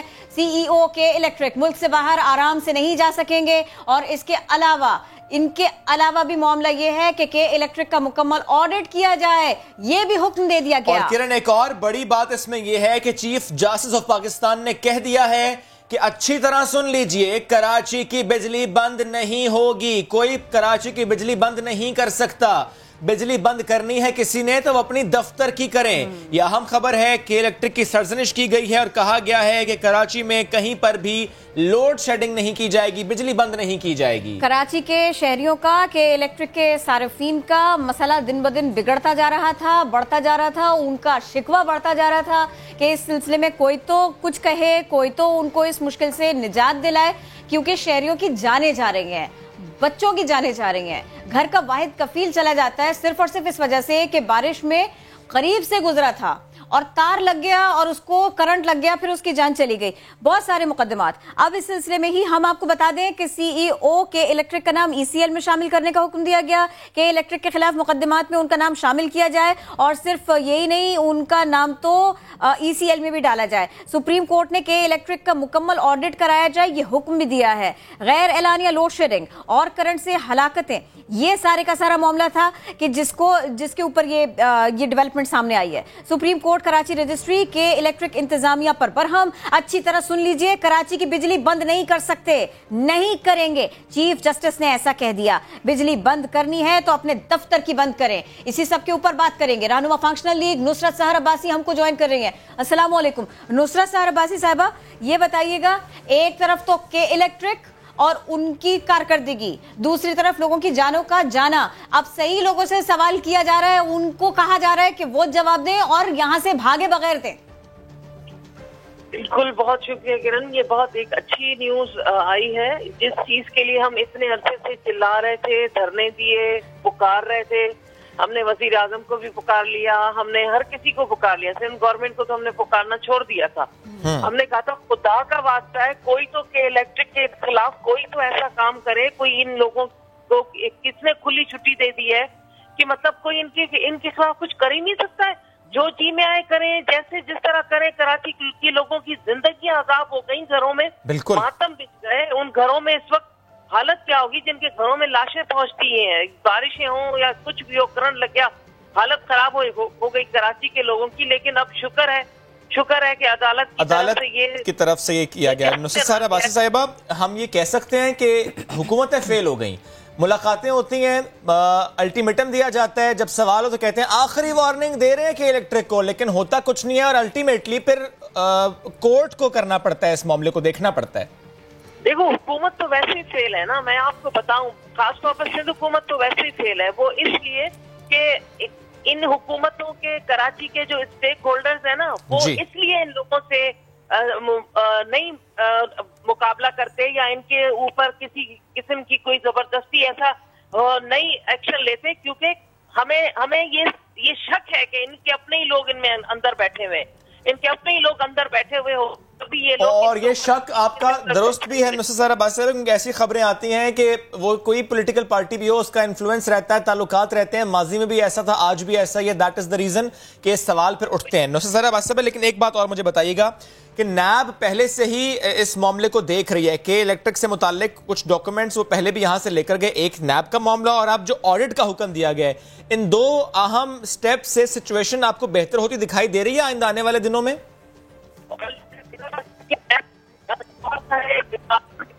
डॉक्यूमेंट्स तो ले गई है नैब, लेकिन अभी तक हमें बहुत सारे ऐसे नहीं आ रही, तो करे हम तो ये नुसरत सहर अब्बासी साहिबा, सॉरी टू इंटरप्ट, आपकी आवाज ठीक से आ नहीं, लेट्स डायल यू अगेन, दोबारा आपसे इस पर बात करते हैं। नाज़रीन को एक बार फिर बता देते हैं कि ये अहम मामला है, सुप्रीम कोर्ट से है कि इलेक्ट्रिक की सरजनिश हुई और कराची में गैर एलानिया लोड शेडिंग से मुताल्लिक और करंट से हलाकत के मामलात पर चीफ जस्टिस ने अहम रिमार्क्स दिए हैं और सुप्रीम कोर्ट ने के इलेक्ट्रिक का मुकम्मल ऑडिट करने का हुक्म दिया है। इसके साथ साथ के इलेक्ट्रिक के सीईओ का नाम ईसीएल में शामिल करने का हुक्म दे दिया है। इसके साथ आपको बताएं कि अदालत ने कहा है कि अच्छी तरह सुन लें, कान खोलकर सुन लें, कराची की बिजली बंद करने की इजाजत नहीं दी जाएगी। और इसके साथ साथ गैर एलानिया लोड शेडिंग से मुताल्लिक रिमार्क्स दिए गए हैं। गैर एलानिया लोड शेडिंग जिसको के इलेक्ट्रिक कहता है लोड मैनेजमेंट, लेकिन हम इन लफ्जों के चक्रों में नहीं पड़ते भैया। लाइट जाती है या आती है, यही दो बातें जो हम जानते हैं। जब लाइट जाती है तो सवाल होता है कि लाइट क्यों गई, कितने घंटे गई, इसका जवाब नहीं आता। कह दिया जाता है कि कोई फॉल्ट है और इस फॉल्ट को देखा जा रहा है। दोबारा से हमारा राबता बहाल नुसरत सहर अब्बासी साहब से। नुसरत साहब प्लीज अपनी बात कंटिन्यू कीजिएगा। देखिए जी, मैंने कहा नैब के हवाले से हमें तहफ़्फ़ुज़ात शुरू से हैं और हम ये कहते रहे कि नैब, मेरी आवाज आ रही है आपको? जी आ रही है। जी, नैब कई इदारों से डॉक्यूमेंट्स, कागजात तो ले गई, लेकिन अभी तक हमें इंतजार रहता है कि भाई आखिर कब उनके ऊपर एक्शन होगा। नैब के अंदर भी बहुत कुछ ऐसी चीजें हैं जिसके लिए हम चाहते हैं कि वहाँ भी ठीक ठाक, वहाँ भी सफाई हो, वहाँ भी काफी गड़बड़ चल रहा है। تو اب عدالت عالیہ نے جو ایکشن لیا اور جس طرح کے 2 آرڈر دیے ہیں کہ جناب ایک تو یہ باہر نہ بھاگیں، اور یہی ہوتا ہے کہ دیر ہی نہیں لگتی کہ جناب کسی دوسرے راستے سے باہر بھاگ جاتے ہیں اور پھر ہم دیکھتے رہ جاتے ہیں. جیسے نوٹس لیا جاتا ہے ویسے طبیعت خراب ہوتی ہے، ویسے ہی باہر کا ڈاکٹر لائن اپ ہو جاتا ہے، ویسے ہی وہاں جو ہے نا ہاسپٹل میں ہوٹل کی طرح سے کمرہ بک ہو جاتا ہے نصرت صاحبہ، پھر بندہ یہاں سے بڑا ٹھنڈا ٹھنڈا چلا جاتا ہے. کرن، ہم نے گورنر ہاؤس میں ان سی او سے اور ان کے 2-3 بندے بیٹھے ہوئے تھے، ان سے ہم نے بڑے سخت سوالات کیے تھے، لیکن یہ واقعی بہت ڈھیٹ لوگ ہیں، بہت ڈھیٹ لوگ ہیں. انہوں نے کسی بھی ہمارے سوال نہیں دیا تھا. یہ ہمیشہ، اور یہ ہوا یہ کہ اس میٹنگ کے دوسرے دن ہم اور کراچی میں لوڈ شیڈنگ بڑھ گئی اور وہ ٹیرف بڑھ گیا اور اس میں اضافہ ہو گیا. تو یہ اس کے اندر ایک مافیا ہے کراچی میں. کرن، جتنے بھی ادارے ہیں نا ان سب میں بہت بڑی مافیا بیٹھی ہوئی ہے. اتنے کالے دھن چل رہا ہے یہاں پر جس پر کوئی ہاتھ اس لیے نہیں ڈالتا کیونکہ سب حکومتوں کے ہی لوگ بیٹھے ہوئے ہوتے ہیں. یہ آپ جو بات کر رہی ہیں نا نصرت صاحبہ، یہ جو آپ بات کر رہی ہیں نا، ہم نے یہی دیکھا. ایک بار پھر سے بارش آ گئی اور پھر اس کے بعد میں کے الیکٹرک کے جو ہے نا وہ ستم ایک طرح سے کہیں تو شروع ہو گئے. اس کے بعد میں اپوزیشن کے اوپر موجودہ حکومت نے کہا کہ بھائی ان کے دوست بیٹھے ہوئے، اور اپوزیشن نے بھی اسی طرح سے اسی انرجی کے ساتھ ویسے ہی فگرز کے ساتھ میں ویسے ہی فیکٹس کے ساتھ میں کہا نہیں دوست تو آپ کے یہاں بیٹھے ہیں. یعنی جو پچھلی حکومتیں ہیں وہاں سے یہ دوستیاں چل رہی ہیں اور کوئی اس طرف دھیان ہی نہیں دیتا. دیکھیں کرن، اگر پیپلز پارٹی اس پورے عرصے میں خاموش رہی، آپ نے دیکھا دھرنے لگے، پی ٹی آئی نے لگایا، میں جا کر دھرنے میں بیٹھی، ڈی ٹی اے کی طرف سے دھرنا ہوا، بہت چیخو پکار مچائی، پیپلز پارٹی خاموش رہی. اور پھر آپ کے ہی چینل نے ایک بڑی بریکنگ دے دی کہ بھائی پیپلز پارٹی اس لیے خاموش تھی کہ 31 ارب کی سبسڈی تو انہوں نے دی ہوئی تھی ان کو، کے الیکٹرک کو. 31 ارب کی سبسڈی کوئی مذاق چل رہا ہے؟ ہم اس ایگریمنٹ کے لیے بول رہے تھے. تبھی میں کہہ رہی تھی خدا کا واسطہ ٹرمپ کو بلا دو یا کینیڈا کے وزیر اعظم کو بلا دو، کوئی تو ان کو پکڑے، کوئی تو ان کے اوپر ہاتھ ڈالے. کہ آخر کے الیکٹرک کی ایسی کون سی مافیا ہے جس پر کوئی ہاتھ نہیں ڈالتا. لیکن نصرت صاحبہ، کراچی کے شہریوں کے پاس اور کوئی آپشن نہیں ہے. اب عدالت نے بھی کہا کہ ادارہ داری نہیں ہونی چاہیے کمپنی کی، اور کمپنیز ہونی چاہیے، اور یہ بات مختلف حلقوں سے ابھی پچھلے چند مہینوں میں زیادہ اس پر ڈسکشن ہوئی ہے. ظاہر لگتا بھی ہے کہ سولوشن یہی ہے کہ اور کمپنیز آئیں، لیکن اس طرف دھیان کون دے گا؟ اور آپ کے علم میں کیا ہے، اور کمپنیز واقعی کراچی میں کام کرنا چاہتی ہیں کہ کرنا چاہتی ہیں، انہیں کام کرنے دیا جائے گا؟ کیسے نہیں کام؟ دیکھیں، اگر یہاں پر سکون ہے کراچی میں، اگر طریقے سے کام کرنے دیا جائے گا تو کون سی کمپنیاں، کراچی دنیا کا 5واں بڑا کیپٹل شہر ہے، اتنا بڑا شہر ہے، کیوں نہیں آئیں گی کمپنیاں یہاں کام کرنے؟ تو نصرت صاحبہ پھر کیوں نہیں رہی؟ اس لیے کہ یہاں جو مافیا ہے وہ کیسے ان کو ٹکنے دے گی؟ یہ کے الیکٹرک کے اندر کم مافیا ہے، یہ جو بیٹھے ہوئے ہیں جن کو ابھی جھاڑ پلا. یہی تو میرا سوال ہے نصرت صاحبہ کہ پھر وہ کیسے کام کریں گی، کیونکہ آپ بھی اس کی طرف اشارہ کر رہی ہیں، مافیا ہے، کام کرنے دیا نہیں جائے گا. اور جس ریٹ پر انہوں نے جو ٹیرف انہوں نے کر دیا، جس طرح کی بلنگ یہ کر رہے ہیں، تو جو نئے لوگ آئیں گے وہ اس سے اوپر ہی جائیں گے، وہ اس سے نیچے نہیں جائیں گے. یہ کراچی کے شہری کا کنسرن ہے. بالکل کرن، آپ صحیح کہہ رہی ہیں. اب ان کو کم از کم عدالتوں کی طرف سے ہماری جو التجائیں ہیں، ہماری جو دہائیاں ہیں، ہم نے گورنمنٹوں کو تو کہنا ہی چھوڑ دیا، وہ وفاقی ہو یا صوبائی ہو. اب شکر ہے عدالت ابھی بھی دیکھیے ایکشن کس نے لیا، عدالت نے لیا نا. تو اللہ پاک کرے گا کہ عدالت ہی کوئی نہ کوئی ایسا ایکشن لے لیں گی، کوئی نہ کوئی ایسا آرڈر آ جائے گا. اب بل بورڈز کی حالت دیکھیں، یہی سپریم کورٹ کا آرڈر تھا کہ بل بورڈ اتارے جائیں.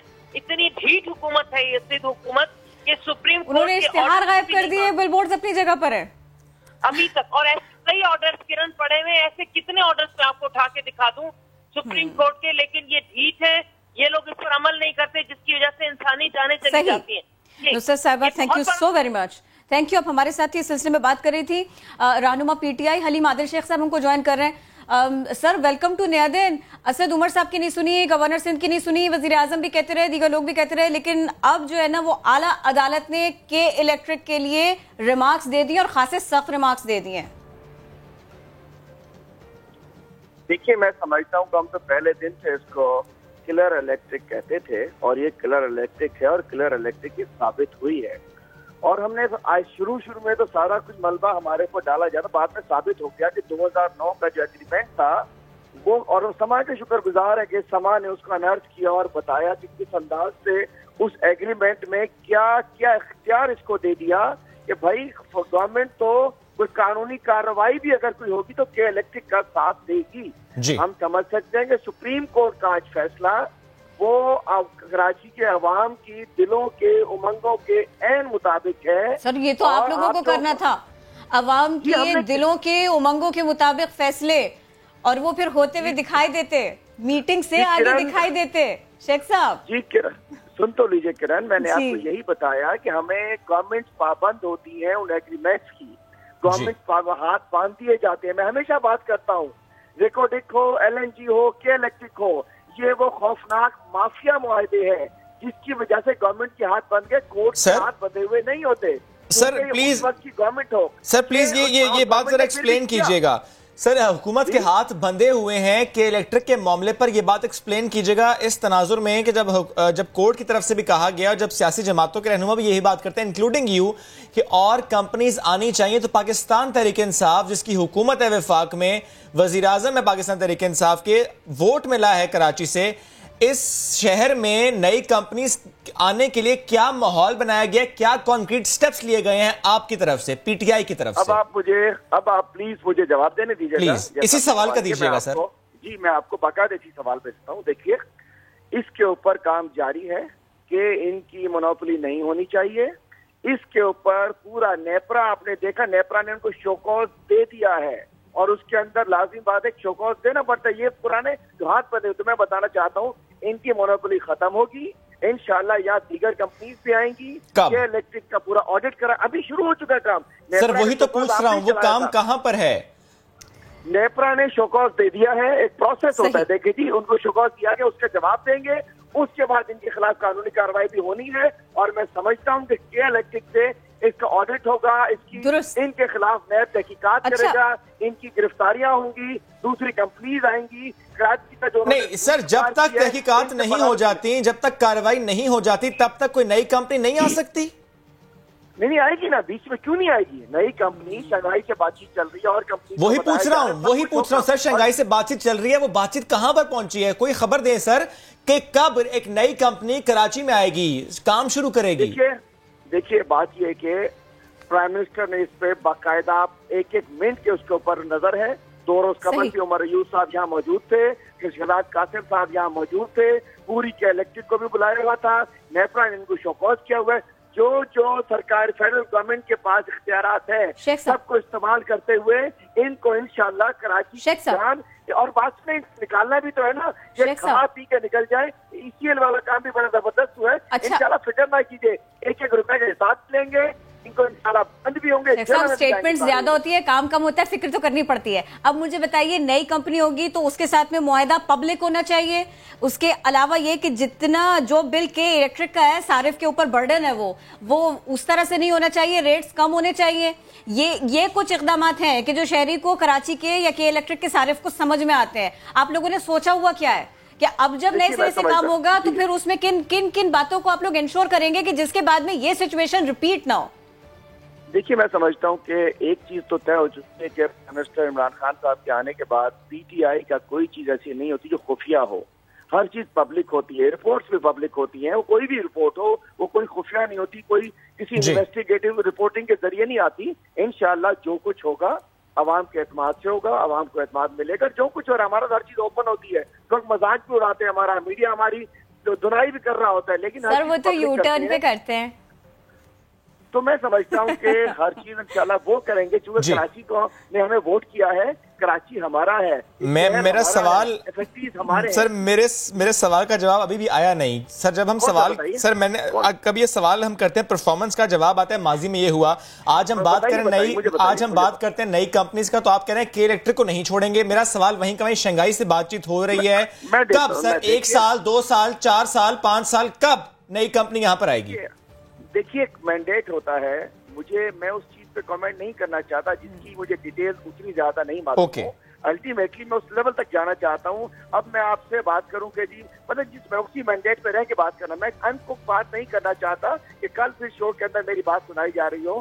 سر کوئی اندازہ पॉजिटिव चल रही है, हम सब एतमाद में हैं, इंशाअल्लाह इस मुसीबत से जान छुड़ाएंगे और ये चीज मतलब काम शुरू हो चुका है। नहीं सर, क्या मतलब इस बात का? के इलेक्ट्रिक खत्म और नई कंपनी, या के इलेक्ट्रिक के होते हुए एक और कंपनी?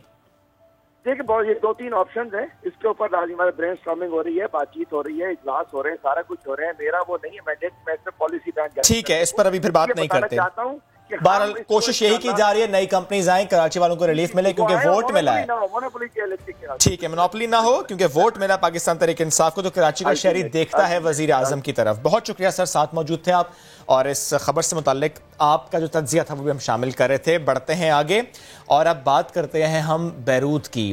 कौम हो तो ऐसी, पूरे लेबनान से लोग बैरूत पहुंचे, यूं तो पाकिस्तान से भी काफिले वहां पर पहुंचे हैं और सपोर्ट करने के लिए वहां पर पहुंचे हैं। स्पेशली बैतुस्सलाम का जिक्र हम करते हैं, यहां से उनकी टीम भी गई लोगों को फैसिलिटेट करने के लिए।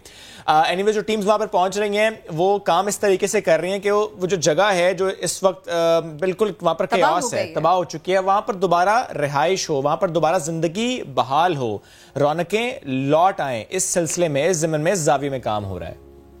एक जरा खबर आपको देते हैं फैसलाबाद से। यहाँ शहरी को घर में भेड़िया पालना पड़ा महंगा। सिविल कोर्ट ने शहरी पर 10,000 रुपए जुर्माना करके भेड़िया वाइल्ड लाइफ के सुपुर्द कर दिया। मजीद अपडेट लेंगे इसी मामले की। समा के नुमाइंदे यूसुफ शीमा हमारे साथ हैं। यूसुफ शीमा, शौक बहुत महंगा पड़ा? देखें बिल्कुल किरण, ये वापरा कॉलोनी का रहायशी अरसलान है जिसने घर के अंदर भेड़िया पाल रखा था और अपनी कुछ वीडियोस बनाकर सोशल मीडिया पर वायरल कर दी, जिसके बाद वाइल्ड लाइफ ने एक्शन लेते हुए नौजवान को हिरासत में लिया और उसको जो सिविल अदालत है वहाँ पे पेश किया गया, जिसके बाद अदालत की जानब से 10,000 रुपया जो नौजवान को जुर्माना किया गया, जबकि भेड़िए को जो वाइल्ड लाइफ के हवाले कर दिया गया है। और यूसुफ, ये भेड़िया जख्मी भी लग रहा है। जी, ये नौजवान का ये क्लेम है कि भेड़िया बिल्कुल ठीक था आते हुए, क्योंकि वाइल्ड लाइफ की गाड़ी काफी छोटा सा बॉक्स है जिसके अंदर उसको लेके आए, जिसके बाद गर्मी लगने से भेड़िए की हालत जो है वो काफी खराब हुई थी।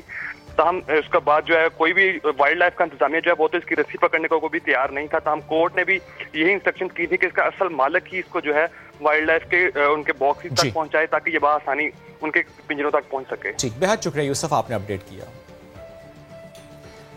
लेकर चलते हैं आपको एबटाबाद, और यहां पर ऐसा जबरदस्त एक ग्राउंड है कि जहां पर पहुंचना इतना आसान नहीं होता। आप देखिए, ये ग्राउंड है और यहां पर पहुंचना बड़ा मुश्किल है। इस ग्राउंड में खिलाड़ी जान हथेली पर रखकर क्रिकेट खेलते हैं। ये दीवाने हैं और इनका शौक आप देखिए, वैसे भी कहते हैं ना शौक का कोई मोल नहीं। तो 4-4 किलोमीटर पहाड़ी दुश्वार गुजार रास्ता तय करके यहां पर पहुंचते हैं। 32 टीम्स ने हिस्सा लिया और इसको कहिए आप छोटा टूर्नामेंट और बड़ी मुश्किल के साथ, लेकिन वाकई शौक का कोई मोल नहीं। आतिफ क़य्यूम की रिपोर्ट आपको दिखाते हैं। हमको इस लोकेशन में वेरी ट्रू सही मची है। धूम सही मची है। चलिए जी, बढ़ते हैं आगे। एक और अहम मामला है, सिचुएशन थोड़ी वर्स हुई कहाँ पर, उसकी हम बात कर लेते हैं। हालिया जो बारिशें हुई, नदी नाला में तुग़यानी आई और तकरीबन 4 दिन गुजर गए हैं। जो काछू का इलाका है वहाँ पर सैकड़ों देहात, इनका ज़मीनी राबता मुनक़ता है। यहाँ पर सिचुएशन अभी तक ठीक हुई नहीं। मुख्तलिफ सड़कें ताहाल बंद हैं, जिसके बायस मुतासरा इलाकों में शायद खुरनोश की शदीद किल्लत है। गुज़श्ता रोज़ भी हमने प्रोविंशियल डिज़ास्टर मैनेजमेंट अथॉरिटी से इस मामले में बात करने की कोशिश की थी और ज़ाहिर उनकी तरफ से कहा गया था काम किया जा रहा है। सैलाबी पानी है और इसमें कुछ कमी तो आई है, 4 फीट कमी आई है, बट जाहिर है जब तक सिचुएशन बेहतर नहीं होती, ज़मीनी राब्ता बहाल नहीं होता, चली गई, मवेशी बह गए, और आप लोगों को उनके घर बह गए, खाने पीने का वहाँ पे इस वक्त बहुत बड़ा एक मसला है। हमारे नुमाइंदे लियाकत अली हमें ज्वाइन कर उनसे बात करते हैं। लियाकत, 300 से ज़ायद देहात ज़ेर आब आए थे, इस वक्त सिचुएशन क्या है? जी बिल्कुल, देखिए काछू में सैलाबी सूरत-हाल के बाद जिंदगी की रौनकें बहाल ना हो पाई हैं।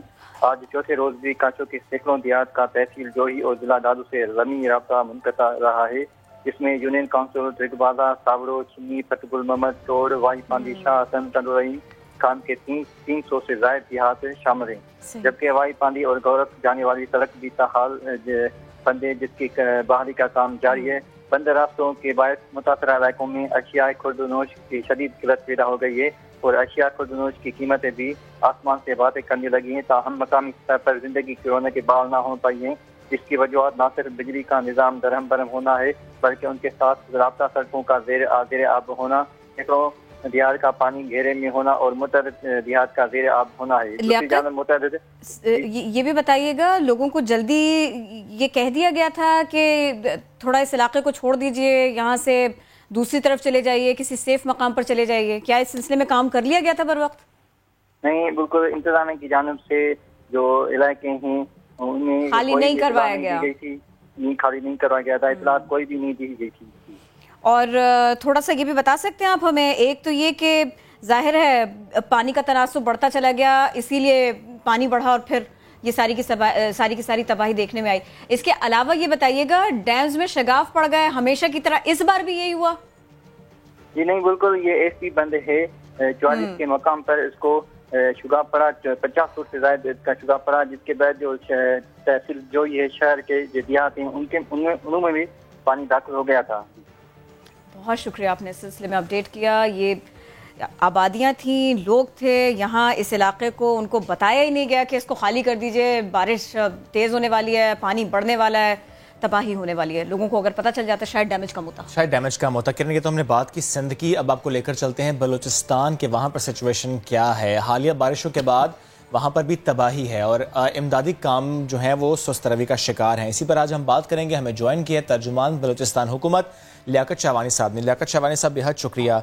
सर, बारिश के बायस जो देहात ज़ेरे आब आए, वहाँ पर इमदादी सरगर्मियों से मुतालिक प्लीज़ बताइएगा, जो शहरी वहाँ पर या देहाती वहाँ पर फंसे हुए थे, क्या उनको रेस्क्यू कर लिया गया है? जी, नुकसानात हुए हैं और हमारे तवक्कुआत से ज़्यादा तेज़ बारिशें हुई हैं। 15 रोज़ कबल बलूचिस्तान गवर्नमेंट ने अलर्ट भी जारी किया था। अपने तौर पे हमने तैयारियां अपनी मुकम्मल कर ली थी। PDMA है हमारा, district administration, district commissioner, CMDU, यहाँ पे तैयारियां मुकम्मल थी। लेकिन ये है कि हैवी रेनफॉल हुई और इससे अब तक बलूचिस्तान के 15 डिस्ट्रिक्ट्स वो मुतासिर हुए हैं। 300 के करीब अब तक जो देहात हैं वो ज़ेर आब आ चुके हैं और लोगों का माल मवेशी को ज़्यादा नुकसान पहुंचा है। 8 अफराद की हलाकतें हुई हैं, 17 ज़ख्मी हुए हैं और अक्सर हमारी जो शाहराएँ वो टूट गई हैं, ख़ुसूसन N65 कोयटा जैकबाबाद जो शाहरा है, बीबी नानी के मकाम पे वो जो ब्रिज है मुकम्मल वो टूट चुका है और वो उसको बहाली में अब वक्त लगेगा। तो अल्टरनेट के तौर पे वहाँ जो रेलवे सर्विस है, ट्रैक को रेस्टोर किया गया है और रेलवे से भी गुजारिश की गई है कि जब तक ब्रिज रेस्टोर नहीं होती उस वक्त तक स्पेशल ट्रेन सर्विस का भी आगाज़ किया जाए। सर, कुछ और फिगर्स भी शेयर कर सकते हैं आप? इन बारिश की वजह से जो नुकसान हुआ उस सब की वजह से ज़्यादा हिस्से कौन से मुतासर हुए, कितनी तबाही हुई? देखिए, सबसे ज़्यादा हमारा कच्ची, बोलान, लसबेला, जलमक्सी, खुजदार, कलात, ये एरियाज ज़्यादा मुतासिर हुए हैं और जलमक्सी में काफ़ी लोग स्टैंडर्ड थे और जलमक्सी ही में चूँकि हमारा जो राब्ता है वहाँ से मुनक़ता हो गया, लेकिन सिंध से वहाँ एक्सेस की जा सकती है। तो इसलिए बलूचिस्तान गवर्नमेंट ने सिंध PDMA से हमने गुजारिश की है कि वहाँ पे 500 फैमिलीज़ को रिलीफ आइटम और राशन वगैरह जो उनकी ज़रूरियात है हमने लिस्ट भिजवा दी है, उनको फराम करें और उन्होंने ओके किया, इंशाल्लाह वो फराम करेंगे। जलमक्सी ही में रोड बहुत टूटे हैं। बीबी नानी के मकाम पे बोलान पे वहाँ ज़्यादा नुकसान हुआ है, वो ब्रिज बिल्कुल बह गया है और इसी तरह कोस्टल हाईवे पे भी काफ़ी नुकसान हुआ था, लेकिन पदों के मकाम पे जो एक रोड में शगाफ पड़ गई थी, ट्रैफिक मुअत्तल हो गई थी, उसको रेस्टोर कर दिया गया। इसी तरह सिब्बी और कोलू का जो शाहरा है वो मुतासर हो चुका था, लेकिन अभी जो है घंटे 2 कबल जो है उसे भी ट्रैफिक के लिए बहाल कर दिया गया है। तो मेनली इन एरियाज़ में ज़्यादा नुकसान हुआ है और ये वो एरियाज़ है वैसे भी दूर दराज हैं बलूचिस्तान से और इनमें एरियाज़ में ख़ुसूसन लाइव स्टॉक एरियाज़ हैं। लाइव स्टॉक को बहुत नुकसान हुआ है लोगों का। कुछ फसलें जो इस सीज़न के हैं उसको नुकसान हुआ है और लोगों का मैंने पहले जिक्र किया कि 8 अफराद इन्हीं एरियाज़ में अब तक वो जाम पक हुए हैं, 17 ज़ख्मी हुए हैं। तो बलूचिस्तान गवर्नमेंट, हमारी कमिटमेंट, हमारी कोशिश है अपने लोगों को मैक्सिमम रिलीज। अच्छा, ये बताइए, ये फरमाइएगा, अगर रवा हफ्ते दोबारा बारिश शुरू हो जाती है तो क्या जो मुतल्लिक़ा इलाके हैं हंगामी हालात से निमटने के लिए मुकम्मल तौर पर तैयार हैं? क्या जो लोग हैं, रेलिवेंट अथॉरिटीज़ हैं, उनकी तैयारी पूरी है? देखिए, हम मुकम्मल अलर्ट पे हैं। CM साहब जो है तमाम इन ऑपरेशन को खुद सुपरवाइज कर रहे हैं। CM सेक्रेटरी में CMDU हमारा एक यूनिट है वहाँ कंट्रोल रूम इस्टेब्लिश किया जा चुका है, BCOC में इस्टेब्लिश किया जा चुका है, तमाम डिविजनल हेडक्वार्टर्स में कंट्रोल रूम इस्टेब्लिश किए जा चुके हैं, PDMA में इस्टेब्लिश कर चुके हैं।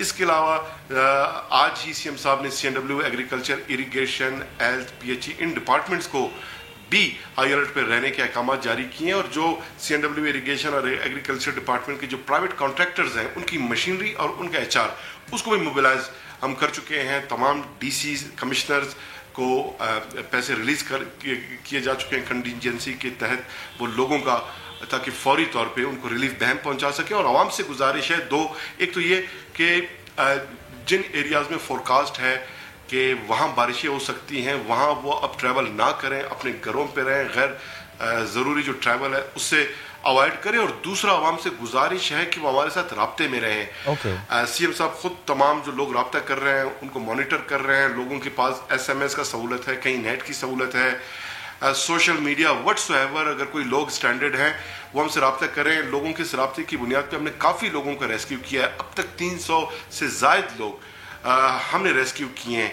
तो लोग हमसे अपना रब्ता वो जारी रखें, हम लोगों से रब्ते में हैं ताकि ये जो सूरत हाल पैदा हुई है इससे जो है बखैर आफियत निकला जा सके और नुकसानात कम से कम हों। सबसे ज़्यादा जो हमारे लिए इम्पोर्टेंस रखती है, अहमियत रखती है, इंसानी जानें रखती हैं और टॉप प्रायोरिटी पे उनको रेस्क्यू करने के लिए पूरी बलूचिस्तान गवर्नमेंट की जो मशीनरी है वो हम ठीक पूरी कोशिश की बलूचिस्तान गवर्नमेंट की जानिब से टू फैसिलिटेट द सिटीजन। बेहद शुक्रिया सर, साथ मौजूद है। एक ब्रेक लेते हैं, वापस आते हैं, कुछ मौजूद बाकी हैं, स्टे विद अस।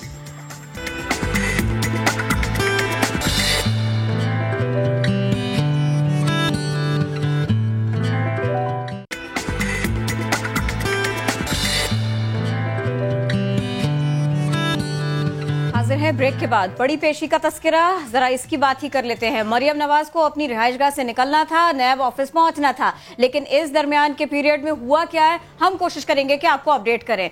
सख्त सिक्योरिटी इंतजाम किए गए, लेकिन चूंकि पार्टी की तरफ से कहा गया था कि सपोर्टर्स पहुंचे तो सपोर्टर्स पहुंच गए हैं। अहाता और उसके आसपास थोड़ी गड़बड़ हो रही है, थोड़ी बेइंतजामी, बेनज़मी देखने में आ रही है। घर की तरफ क्या है हम कोशिश करेंगे वो भी बताएं। तो जनाब, मरियम नवाज का काफिला, उनकी रिहाइशगाह से उनका निकलना, आरिफ मलिक इस पर अपडेट करेंगे। जहांगीर खान हमको बताएंगे कि इस वक्त इंतजामात पेशी के मौके पर कैसे हैं। तो हम आरिफ से बाद में बात कर लेते हैं। चलिए आरिफ से मैं पहले बात कर लेती हूँ। आरिफ मलिक, देखिए वक्त हो गया आपसे जानने का कि क्या काफिला निकल पड़ा। जी, ये काफिला निकल पड़ा है, मरियम नवाज निकल पड़ी हैं और क्योंकि 10:30 बजे यहीं से निकला था और 10:30 बजे वो यहाँ से निकल पड़ी हैं। काफी बड़ी तादाद कारकुनों की उनके हमराह है और वो नैब ऑफिस की तरफ जा रही हैं। इनके साथ मरियम औरंगजेब है और परवेज रशीद उनके हमराह हैं मरियम नवाज के। अब से कुछ देर पहले ही वो यहाँ से जाती उमरा से निकली हैं और वो नैब ऑफिस की तरफ रवाना है। काफिला की बड़ी तादाद शरीक है मरियम के साथ साथ और इस वक्त जो है वो गुलपाशी वगैरह भी मरियम नवाज की गाड़ी के ऊपर की गई है और वो नैब ऑफिस जाएंगी और जो अराजी केस है उसमें और जवाब देगी। निकलने से पहले कारकुनों से उन्होंने गुफ्तगू की है कि मैं डरने वाली नहीं हूँ, मेरे ऊपर ये अराजी केस जो है वो जैली अराजी केस है वो मेरे पर डाला गया है। इससे पहले जो है पिछले साल 8 अगस्त को मुझे गिरफ्तार किया गया था और आज फिर 1 साल बाद फिर मुझे नैब ने बुलाया। तो नैब के स्टंडों से मैं डरने वाली नहीं हूँ, मैं अपने मौक़िफ़, मैं और मेरे वालिद है वो अपने मौक़िफ़ पर कायम है। तो ये गैर रस्मी गुफ्तगू उन्होंने कारकुनों से की है और उन्हें एहसास दिलाया है और उन्हें कहा है कि आप लोग हमारे साथ हैं और मुझे एहसास है अपने कारकुनों का भी, अपने रहनुमाओं का भी और मैं उनके साथ खड़ी हूँ। बेहद शुक्रिया, आप अपडेट कर रहे थे हमें जाती उमरा से। अब आपको नैब कोर्ट से मुतालिक बता देते हैं कि वहां पर सिचुएशन क्या है। सिक्योरिटी के सख्त इंतजामात हैं, लेकिन सवाल सिक्योरिटी का नहीं, सवाल है सवाल नामे का कि क्या सवाल आज पूछे जाने हैं मरियम नवाज से। इसी पर अपडेट लेंगे। जहांगीर खान साहब मौजूद हैं। चलिए किरण, आप कह रहे बाहर का अहवाल भी पूछ लेते हैं। ऑल राइट, तो जहांगीर दोनों बातें, एक है कि बाहर का माहौल क्या है, तैयारियां कैसी, सिक्योरिटी कैसी, फिर अंदर की खबर क्या है, सवाल नामे में क्या क्या सवाल हैं। मरियम नवाज की पेशी के मौके पर पुलिस की जानिब से तो सख्त सिक्योरिटी इंतजाम किए गए हैं। ठोकर न्याज बेग पर ही बैरियर्स लगाकर रास्ते बंद कर दिए गए हैं, जबकि जो मोटरवे की जानिब से रास्ता लाहौर का एक दाखिली रास्ता है वहाँ पर भी बैरियर्स लगा दिए गए हैं। नैब के दफ्तर के चारों अतराफ में बैरियर्स खड़े कर दिए गए हैं, लेकिन इसके बावजूद कारकुनान जो है वो इस अहाते में जिसको कि ब्लॉक किया गया है उसमें दाखिल होने की कोशिश कर रहे हैं।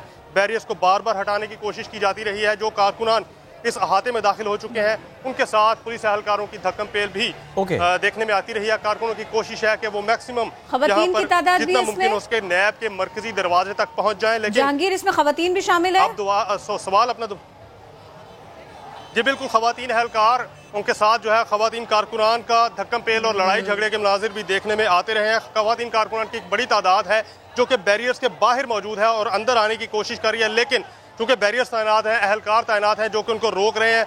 पुलिस का इस हवाले से कहना है कि अमन व अमान के खदशात के पेश नज़र सिक्योरिटी पर्सपेक्टिव में कारकुनान को इजाज़त नहीं है कि वो नैब के मरकजी दरवाजे तक आएँ। मुस्लिम लीग नून की मरकजी क़यादत में से भी कुछ रहनुमा यहाँ पर आए हैं जिन्होंने के जहांगीर ये एक जिनमें दानियाल अजीज, जहांगीर, मोहम्मद जुबैर शामिल हैं। उन्होंने जहांगीर ये भी बताइएगा मुझे, ये एक रैली की सूरत में यहाँ पर आ रही हैं, ये रैली की इजाजत है इस वक्त लाहौर में?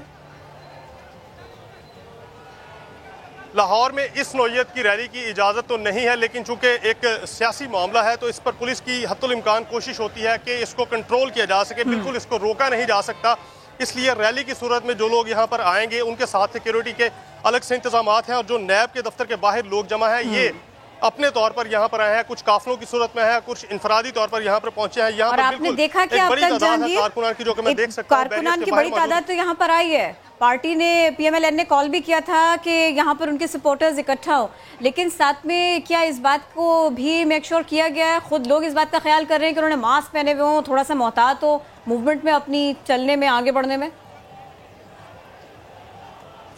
जी इस हवाले से जो कोरोना के हवाले से जो SOPs हैं उन पर तो अमल दरामद यहाँ पर बिल्कुल दिखाई नहीं दे रहा, क्योंकि जितने भी कारकुनान आए हैं उनमें से बहुत ही मुख्तसर तादाद है जिन्होंने मास्क पहने हैं या ग्लव्स पहने हुए हैं, बल्कि ग्लव्स तो किसी ने भी यहाँ पर अभी तक नहीं देखा गया कि पहने हो। तादाद जो है ज़्यादा है, फासले कम है, समाजी फासलों को भी हवा में उड़ाया गया है और धक्कम पेल के मनाजिर जो है वो वाज़े तौर पर उसमें देखा जा सकता है। मेरी तो समझ में ये बात नहीं आ रही जहांगीर कि इससे हासिल क्या होगा। सवालनामा वहाँ तैयार है, मरियम नवाज ने आना है, सवालों के जवाब देने हैं, इस रैली से फ़ायदा हासिल होगा तो क्या? ये प्रेशर अगर बिल्ड करेंगे तो किस पर, उस प्रेशर से कोई फ़ायदा हासिल होगा तो क्या? ये मेरा सवाल है, आम शहरी का सवाल है। इन हालात में इन रैलियों का कोई जवाज़ नहीं है, और अगर आप भी कह रहे हैं कि लाहौर में इजाज़त नहीं है तो फिर ये रैली कैसे है, ये भी समझ से बाहर। लेकिन जहांगीर अब जरा सवालनामे पर आ जाते हैं। क्या सिर्फ सवालनामा दिया जाएगा कि जवाब दे दें, या वहीं पर जवाब लिए जाएंगे, या पहले से हिदायत दी गई है कि आपको डॉक्यूमेंट्स भी लेकर आए इससे मुताल्लिक?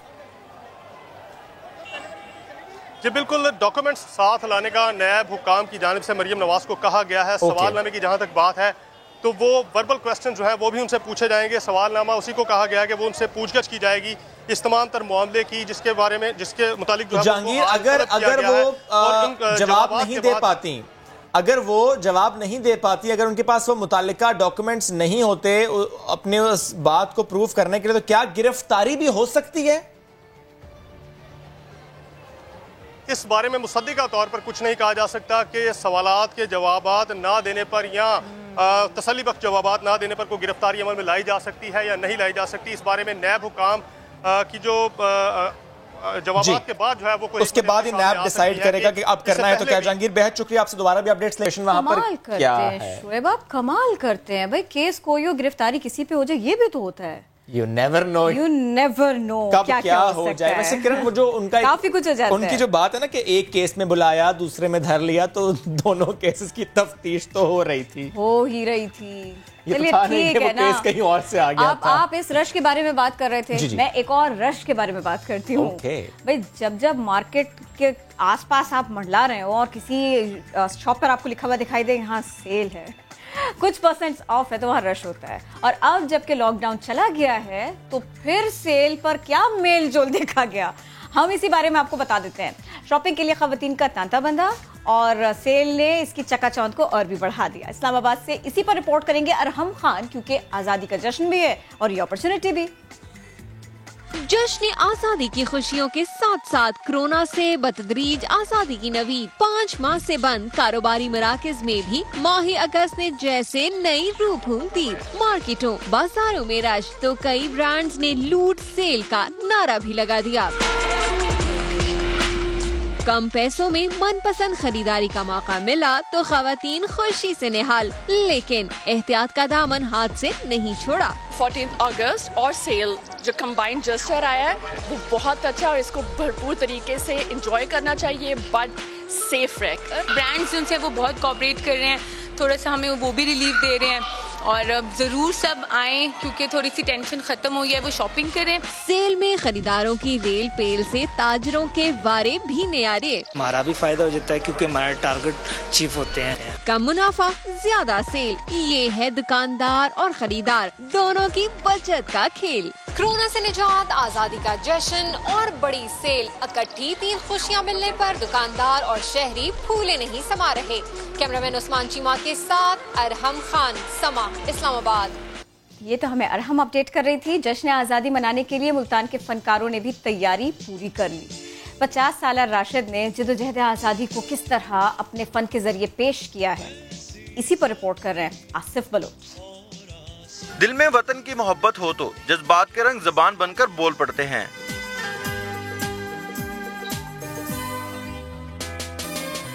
मुल्तान के राशिद ने भी जुल्म सितम से गुजरकर अपने वतन हिजरत करने आने वालों के जज्बात को तस्वीर में बयान कर दिया। मेरा मकसद ये है कि इससे एक कंसेप्ट मिलता है हमारी यंग जनरेशन को कि हमारे बुजुर्ग, बूढ़े, बच्चे, खवातीन तो वो कैसे माइग्रेट होकर कितनी मुश्किलात से वो आए। सर पर सामान उठाए, गोद में नन्हे बच्चों को थामे, खवातीन भी आज़ादी की इस तहरीक में मर्दों के शाना बशाना रहीं। ये पाकिस्तान की जब माइग्रेट हुए थे, पाकिस्तान बना था, तो ये हम अपने बच्चों को दिखाने के लिए लाए हैं ताकि बच्चों को अंदाज़ा हो सके कि हम कितनी तकालीफ के बाद पाकिस्तान बनाया गया था। मुसव्विर ने पाकिस्तान और कश्मीर का झंडा एक साथ बनाकर कश्मीरियों से मोहब्बत का इजहार भी किया।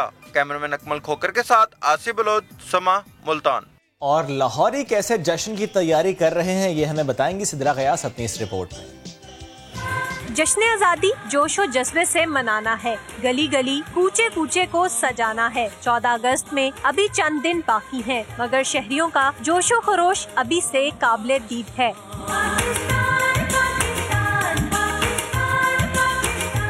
कोई झंडियां खरीद रहा है तो किसी को अपने पसंदीदा बैजेस की तलाश है। रंग बिरंगी टोपियां, छतरियां और टी शर्ट्स ग्राहकों की मुंतजिर हैं। खसूसी तौर पर बनाए गए ब्रेसलेट और बैंड्स भी नौजवानों के लिए मौजूद हैं। टॉप्स बहन के लिए और शर्ट्स वगैरह खरीदने आए हैं। दुकानदारों का कहना है कि उन्होंने हर किस्म का सामान मंगवा लिया है और जश्न आज़ादी की मुनासबत से वसी वैरायटी दस्तयाब है। स्टॉल्स पर सजे सब्ज हिलाली परचम यहाँ आने वालों को खूबसूरत नज़ारा पेश कर रहे हैं। वतन से मोहब्बत का इजहार बच्चे हों या बड़े, हर कोई मुनफरिद अंदाज में करता दिखाई दे रहा है। कैमरामैन अली मुस्तफा के साथ सिद्रा गयास, समा, लाहौर। बढ़ते हैं आगे। टेक्नोलॉजी की दुनिया में पाकिस्तान तेजी से आगे बढ़ रहा है और अच्छी खबर यह है कि वजारत साइंस और टेक्नोलॉजी ने मेडिकल इंजीनियरिंग और ज़राअत से मुतालिक 2 प्रोग्राम्स लाने का ऐलान कर दिया है। इन दोनों प्रोग्राम्स या फॉर दैट मैटर प्रोजेक्ट से मुतालिक हम बात करेंगे। हमें फवाद चौधरी साहब ने ज्वाइन किया। फवाद साहब गुड मॉर्निंग कहेंगे आपको। रेवोल्यूशनराइज कर रहे हैं सर इस इंडस्ट्री को आपने पहले भी शेयर किया था प्लीज, क्योंकि आज हम दोबारा इस टॉपिक पर बैठे हैं तो मैं चाह रहा हूँ आप इसके पॉइंटर्स शेयर करें। स्टार्टिंग फ्रॉम एग्रीकल्चर, हम ट्रेडिशनल मोड से अब मॉडर्नाइज हो रहे हैं। जी बिल्कुल, ये एक प्रोजेक्ट है जो इंशाल्लाह वीकम प्राइम मिनिस्टर साहब की अप्रूवल से जो है वो देंगे। इसमें हम ये कर रहे हैं कि हम एक एग्रीकल्चर सर्विसेज कंपनी क्रिएट कर रहे हैं अपनी मिनिस्ट्री के साथ। मेजॉरिटी शेयर जो है वो प्राइवेट होंगे। उस एग्रीकल्चर सर्विस कंपनी ये करेगी कि 2-2.5 एकड़, 5 एकड़ और 12.5 एकड़ की जो फॉर्म्स हैं, हम फार्मर के साथ उसको एक सर्विसेज एग्रीमेंट करेंगे। उसके बाद सॉइल सिलेक्शन, उसकी सॉइल एनालिसिस से लेकर के सीड सिलेक्शन और उसके बाद पैकिंग तक तमाम जो उस फॉर्म का एक टेक्नोलॉजी पैकेज है वो हम देंगे, जिसमें सेंसर्स शामिल हैं कि पानी की जरूरत कब है, उसमें हर पौधा जो है उसकी सेहत मॉनिटर होगी ड्रोन्स के जरिए और स्प्रे ड्रोन्स के जरिए। तो ये पूरा एक टेक्नोलॉजी पैकेज है जो फॉर्म्स को मिलेगा। इब्तदाई तौर के ऊपर हम 200 से 250 फॉर्म जो है वो सेलेक्ट करेंगे। हमारा जो चाइना है वहाँ पर 1 एकड़ का फॉर्म जो है वो सस्टेनेबल है, यानी 1 एकड़ के फॉर्म में इतना पैसा किसान कमा सकता है कि उसको कोई और जरूरत नहीं रहती। پاکستان میں 12.5 ایکڑ کے اوپر بھی کسان جو ہے وہ سسٹینیبل نہیں ہے. سو اس کا مطلب یہ ہے کہ ہماری جو زرعی پیداوار ہے, ہماری جو زراعت ہے وہ بہت ہی پسماندہ ہے, اور ہمارا یہ جو پروگرام ہے اس کے ذریعے انشاءاللہ ہم اپنی جو زراعت ہے اس کو ریولوشنائز کرنا چاہتے ہیں. نان ٹریڈیشنل جو ایگریکلچر ہے اس سے ہم شروع کریں گے. فار ایگزامپل کالی مرچ ہے, ایووکاڈوز ہیں, ایسپریگس ہیں, چیری ٹمیٹوز ہیں, یہ جو ایگزاٹک ویجیٹیبلز ہیں, ایگزاٹک فروٹس ہیں, ان سے یہ فارمز ہم شروع کر رہے ہیں. پھر اس کو بڑے فارمز کے اوپر شفٹ کریں گے. ٹریڈیشنل جو ہمارا ویٹ ہے, ہماری گنا ہے, ان کے اوپر پھر بعد میں لے کے جائیں گے. پہلے نان ٹریڈیشنل سے شروع کر کے پھر ٹریڈیشنل پہ آئیں گے. زبردست سر. نان ٹریڈیشنل سے ٹریڈیشنل, سر اس سفر کے بارے میں تھوڑا سا ہمیں بتائیے گا. آپ لوگوں کا ایسٹیمیشن کیا ہے؟ کرنے میں بات بہت اچھی لگتی ہے, سننے میں بہت اچھا لگتا ہے, لیکن جب آپ کو یہ پتا چلے کہ اس میں تو بہت سال لگیں گے سر, وہ اس پہ تھوڑا دل ٹوٹتا ہے. ہمیں بتائیں گے آپ لوگوں نے کیا سوچا ہوا ہے؟ نہیں, یہ میرے تو کوئی پروجیکٹ جو ہے نا وہ 2 سال 3 سال سے اوپر کے نہیں ہوتے, کیونکہ 2-3 سال سے اوپر میں تو دنیا بدل جاتی ہے. ایسے ہی ہے, کوئی ایلان مسک آ جاتا ہے, کوئی بل گیٹس آ جاتا ہے, کوئی زکربرگ آ جاتا ہے, وہ تو دنیا ہی بدل دیتا ہے. ہمارے جو تمام پروجیکٹ جو کم از کم میں کنسیو کرتا ہوں وہ 2 سال میں ہم اس کو, ابھی بھی آپ دیکھیے ہم نے یہ سارا جو کیا, آپ لوگوں نے تو خیر بالکل اس کو شروع سے کور کیا اور آپ ساتھ لے کے چلتے رہے. سما کا جو آپ کا پروگرام تھا وہ آپ دیکھیے ہم نے آپ کے سامنے 6 مہینوں میں وہ ساری چیزیں کی. تو یہ بھی انشاءاللہ تعالیٰ مجھے امید یہ ہے کہ 1 سال میں ہم جو پہلے 200 فارم ہیں وہ تو ہم بنا لیں. ٹھیک سر, اب مجھے بتائیے گا سر, سیالکوٹ بدل رہا ہے اور سیالکوٹ بدلے گا, اس کے حوالے سے پلیز شیئر کیجئے. اچھا, یہ جب ہوا یہ کہ جب ہم نے یہ پاکستان انجینئرنگ کونسل کے تحت ہم نے جب یہ بنایا, ایک گروپ بنایا جس نے وینٹیلیٹرز بنائے, تو اس کے بعد اب ہم نے جائزہ لیا کہ آخر ہم کون سی چیزیں ہیں جو ہم امپورٹ کر رہے ہیں اور کون سی چیزیں ہیں جو ہم ایکسپورٹ کر رہے ہیں. رائٹ. تو پتہ یہ چلا کہ تقریباً $700 ملین کی جو میڈیکل اکوپمنٹ ہے وہ ہم امپورٹ کرتے ہیں, اور ابھی اس میں پرائیویٹ ہاسپٹلز اور ملٹری ہاسپٹل شامل نہیں ہیں. اس کا مطلب ہے کہ اراؤنڈ $1 بلین کی ہم یہ بیسک امپورٹ جو ہے وہ کرتے ہیں. اور سیالکوٹ شہر اکیلا جو ہے وہ $400 million, $398 million to be exact, $400 million کی ایکسپورٹ کرتا ہے سرجیکل گڈس کی. اور بہت ساری جو کمپنیز ہیں, یہ جو $400 ملین کی ایکسپورٹ سیالکوٹ کرتا ہے, یہ دنیا میں ایکچولی $5 بلین کی چیزیں پھر یہ فروخت ہوتی ہیں. لیکن سر سیالکوٹ کی آپ جب بات کریں اور میڈیکل اکوپمنٹ کی بات کریں تو سر سیالکوٹ میں تو سپورٹس آلات ہیں یا سپورٹس کے جو آرٹیکلز ہیں وہ بھی ہم ایکسپورٹ کرتے ہیں. وہ بھی کرتے ہیں, لیکن ایک سے میں پہلے بات کمپلیٹ کر لوں کہ اس وقت یہ ہو کیا رہا ہے. دیکھیے $400 ملین کا جو سرجیکل گڈ سیالکوٹ بھیجتا ہے وہ فار ایگزامپل یہاں سے چائنا جاتا ہے, اس کی صرف اسٹرلائزیشن ہوتی ہے, کوٹنگ ہوتی ہے, وہ واپس جرمنی جاتا ہے. جرمنی سے صرف ہندوستان کو پاکستان کی سرجیکل گڈز جو ہیں وہ تقریباً $800 ملین کی جرمنی بیچتا ہے. پاکستان سے $398 ملین کی لیتے ہیں اور جرمنی واپس $800 ملین کی انڈیا کو بیچتا ہے. اسی طریقے سے جو اوور آل ہماری جو چیزیں ہیں وہ تقریباً $5 بلین کی یہ چیزیں ہیں جو کہ دنیا میں بکتی ہیں. سو ہم سیالکوٹ کو چاہتے ہیں کہ ایک ان کو اسٹیٹس دیا جائے اسپیشل اکنامک زون کا, اور اس سے پورا جو سیالکوٹ کی جو انڈسٹری ہے یہ اٹھے گی. اب آپ نے جو اسپورٹس کی بات کی ہے کہ اسپورٹس میں کیا ہو رہا ہے, سیالکوٹ بنا رہا تھا ٹریڈیشنل اسپورٹس چیزیں, فار ایگزامپل ہاکی بنتی تھی, اب ہاکی ہے, فار ایگزامپل ٹینس ریکٹس بنتے تھے, فار ایگزامپل بیڈمنٹن ریکٹس بنتے تھے. اب ہوا یہ ہے کہ ٹیکنالوجی آ گئی ہے, یہ سارے ریکٹس گریفائٹ کے اوپر چلے گئے ہیں. گریفائٹ میں وہ چیزیں ہم نہیں بنا رہے ہیں. تو جب تک ہم ٹیکنالوجی کو اپڈیٹ نہیں رہیں گے, جب تک ہم چیزوں کو ساتھ لے کے نہیں چلیں گے, اس وقت تک آپ اس کو جو ہے نا مارکیٹ کیپچر نہیں کر سکتے. ابھی ہم انشاءاللہ یہ اسپورٹس کی آپ نے بات کی تو میں آپ کو ایک اور انٹرسٹنگ بتاؤں. ایک آپ نے ٹویٹ دیکھا ہوگا جس میں ہم نے دیکھا تھا کہ وہ کوکو کا 12 کا جو بال ہے, اور آپ نے کہا تھا آپ خود بنائیں گے. تو اب ہم پی سی بی کے ساتھ انشاءاللہ ایک MOU کرنے جا رہے ہیں جس میں ہم اسپیسیفکلی جو کرکٹ ٹیکنالوجی اور اسپورٹس ٹیکنالوجیز ہیں ان کے اوپر ایک انکیوبیشن سینٹر بنا رہے ہیں, اور سارے پاکستان سے. اور بڑی مجھے خوشی ہوئی ہے کہ اتنے زبردست لڑکے کام کر رہے ہیں. ہم نے بیٹ میں چپ لگا دی ہے, وکٹس میں چپ لگا دی ہے, وہ آپ کو انشاءاللہ 2 ہفتوں میں دکھاؤں گا. بڑا انٹرسٹنگ کام. سر ایگریکلچر, انجینئرنگ, میڈیکل اور پھر اب اسپورٹس, ابھی بچا کیا ہے, آگے کرنا کیا ہے, آپ نے کیا کیا سوچا ہوا ہے؟ ٹیکنالوجی تو ہر چیز میں ہے نا, جس میں آپ لوگ بیٹھے ہوئے ہیں یہ دیکھیں نا, ٹیکنالوجی کا شاہکار ہے. کہ ہم لوگ سر اس سے مجھے آپ کی ٹویٹ یاد آ گئی. آپ نے کہا تھا کہ اگر زرداری صاحب پہ فرض جرم عائد ہو سکتی ہے کیمرے لگا کر تو نواز شریف صاحب کا کیس کیوں نہیں چل سکتا؟ سر اس سے متعلق آپ لوگ کورٹ جانے کا بھی سوچ رہے ہیں؟ کورٹ کو بھی آپ ایک درخواست دیں کہ اس کیس کو بھی ایسے ہی دیکھا جائے؟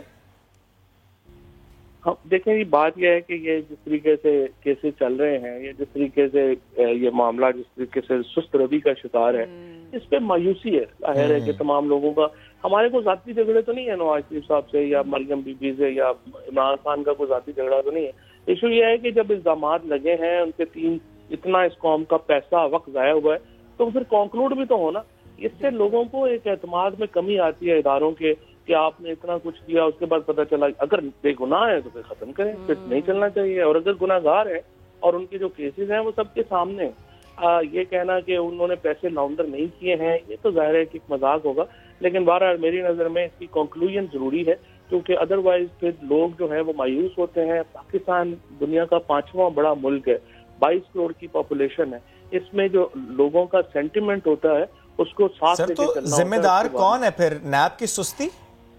اس میں کئی جب ذمہ دار جو ہیں وہ ان پہ گننے پہ آ جائیں گے تو پھر کئی آ جائیں گے. ہمیں بھی ہماری اپنی بھی ذمہ داری ہے. ہم لوگ جو جسٹس سسٹم ریفارم ابھی تک ہمیں لانے چاہیے تھے، ابھی تک ہم ان میں اس طرف پیش رفت ہم نے نہیں کی ہے. We should admit that. اور یہ کہ بس وہ پہلا قدم جو ہے نا وہ اگر اس سلسلے میں اٹھا لیا گیا ہے تو اگلی پھر سیاسی غیر سیاسی شخصیات اور دیگر مقدمات سب کے لیے کر لینا چاہیے اس کو. پھر سپیڈ آئے گی، پھر تیزی آئے گی. دیکھیں نا ایشو یہی ہے کہ آپ دیکھیں فار ایگزامپل زرداری صاحب کو 13 پیشیاں لگیں کہ وہ کراچی سے لاہور آئے یا اسلام آباد آئے اور فرد جرم ان کے اوپر لگے. اس کی کیا ضرورت تھی؟ جب آپ کا ویڈیو لنک ہے تو آپ ویڈیو لنک کے اوپر جو ہے وہ کر دیں اور اس کے اوپر چلیں. ہم لوگ تو کچھ مجھے لگتا ہے کہ ضد سی بنا کے بیٹھ گئے ہر ادارہ کہ ہم نے چاہے منیب الرحمان صاحب ہوں یا باقی ادارے ہوں، ہم نے ایک ضد بنا لی ہے کہ ہم نے آگے نہیں بڑھنا، کوئی ہمیں اٹھا کے لے. اچھا فواد صاحب، سیریسلی میں نے اور شعیب نے یہ سوچا تھا کہ ہم جو ہے نا چاند کے آس پاس اس کے مدار میں گھومتی کوئی بات نہیں کریں گے، کیونکہ ابھی عید بھی قریب نہیں ہے نا. سر وقت بڑا کم ہے، ایک جملے میں اگر بتا دیں پنک سالٹ پہ ہم کہاں سٹینڈ کر رہے ہیں؟ پنک سالٹ ہمارا ہے اور ہم اسے خود پروسیس کریں، خود پیکیجنگ کریں بجائے صرف اور ملک کریں. دیکھیں میں تو بڑی کوشش کر رہا ہوں. میں نے پہلے بھی اوورسیز پاکستانی پہ بھی میں چاہتا ہوں کہ جو بھی آئے ہمارے ساتھ کھیوڑا میں ہمارا دنیا کا یہ اوبیسلی سیکنڈ بڑی دنیا کی جو ہے وہ نمک کی کان ہے، آپ آئیے اور یہاں پہ پلانٹ لگائیے. لیکن ہندوستان کو جو ایکسپورٹ ہونے والی بات ہے نا وہ درست نہیں ہے. ہمارا ابھی بھی کر رہے ہیں سر؟ نہیں بالکل، ہندوستان کو تو کوئی نہیں جا رہا، بھارت کو ہمارا نمک نہیں جا رہا. وہاں پہ اور بھی ہے ہمارا جو ایک 2 بڑے یونٹس ہیں جہاں پہ یہ نکلتا ہے. بہت زیادہ اتنا نہیں نکلتا جتنا کہ زیادہ سوشل میڈیا میں آتا ہے، اتنا نہیں ہے. لیکن بہرحال اس کو بھی بہتر یوز کیا جا سکتا ہے. سر فائدہ بھی نہیں ہوا نا بھارت کو نمک دینے کا، نمک حرام ہے وہ لوگ. بہت شکریہ فواد، موجود تھے آپ. نمک انہوں نے ہمارا کھایا تھا، بھارت میں پھر بھی کیا کرتے ہیں. فوراً اجازت لیجیے. چلیے جی، آپ سے ملاقات کریں گے. کل اپنا بہت سا خیال رکھیں، باہر جائیں تو احتیاط کے ساتھ. گھومنے جائیں تو گھوم کے ہی نہ رہ جائیں، ماسک ضرور پہنیں. کریں گے ملاقات کل، تب تک کے لیے اللہ حافظ.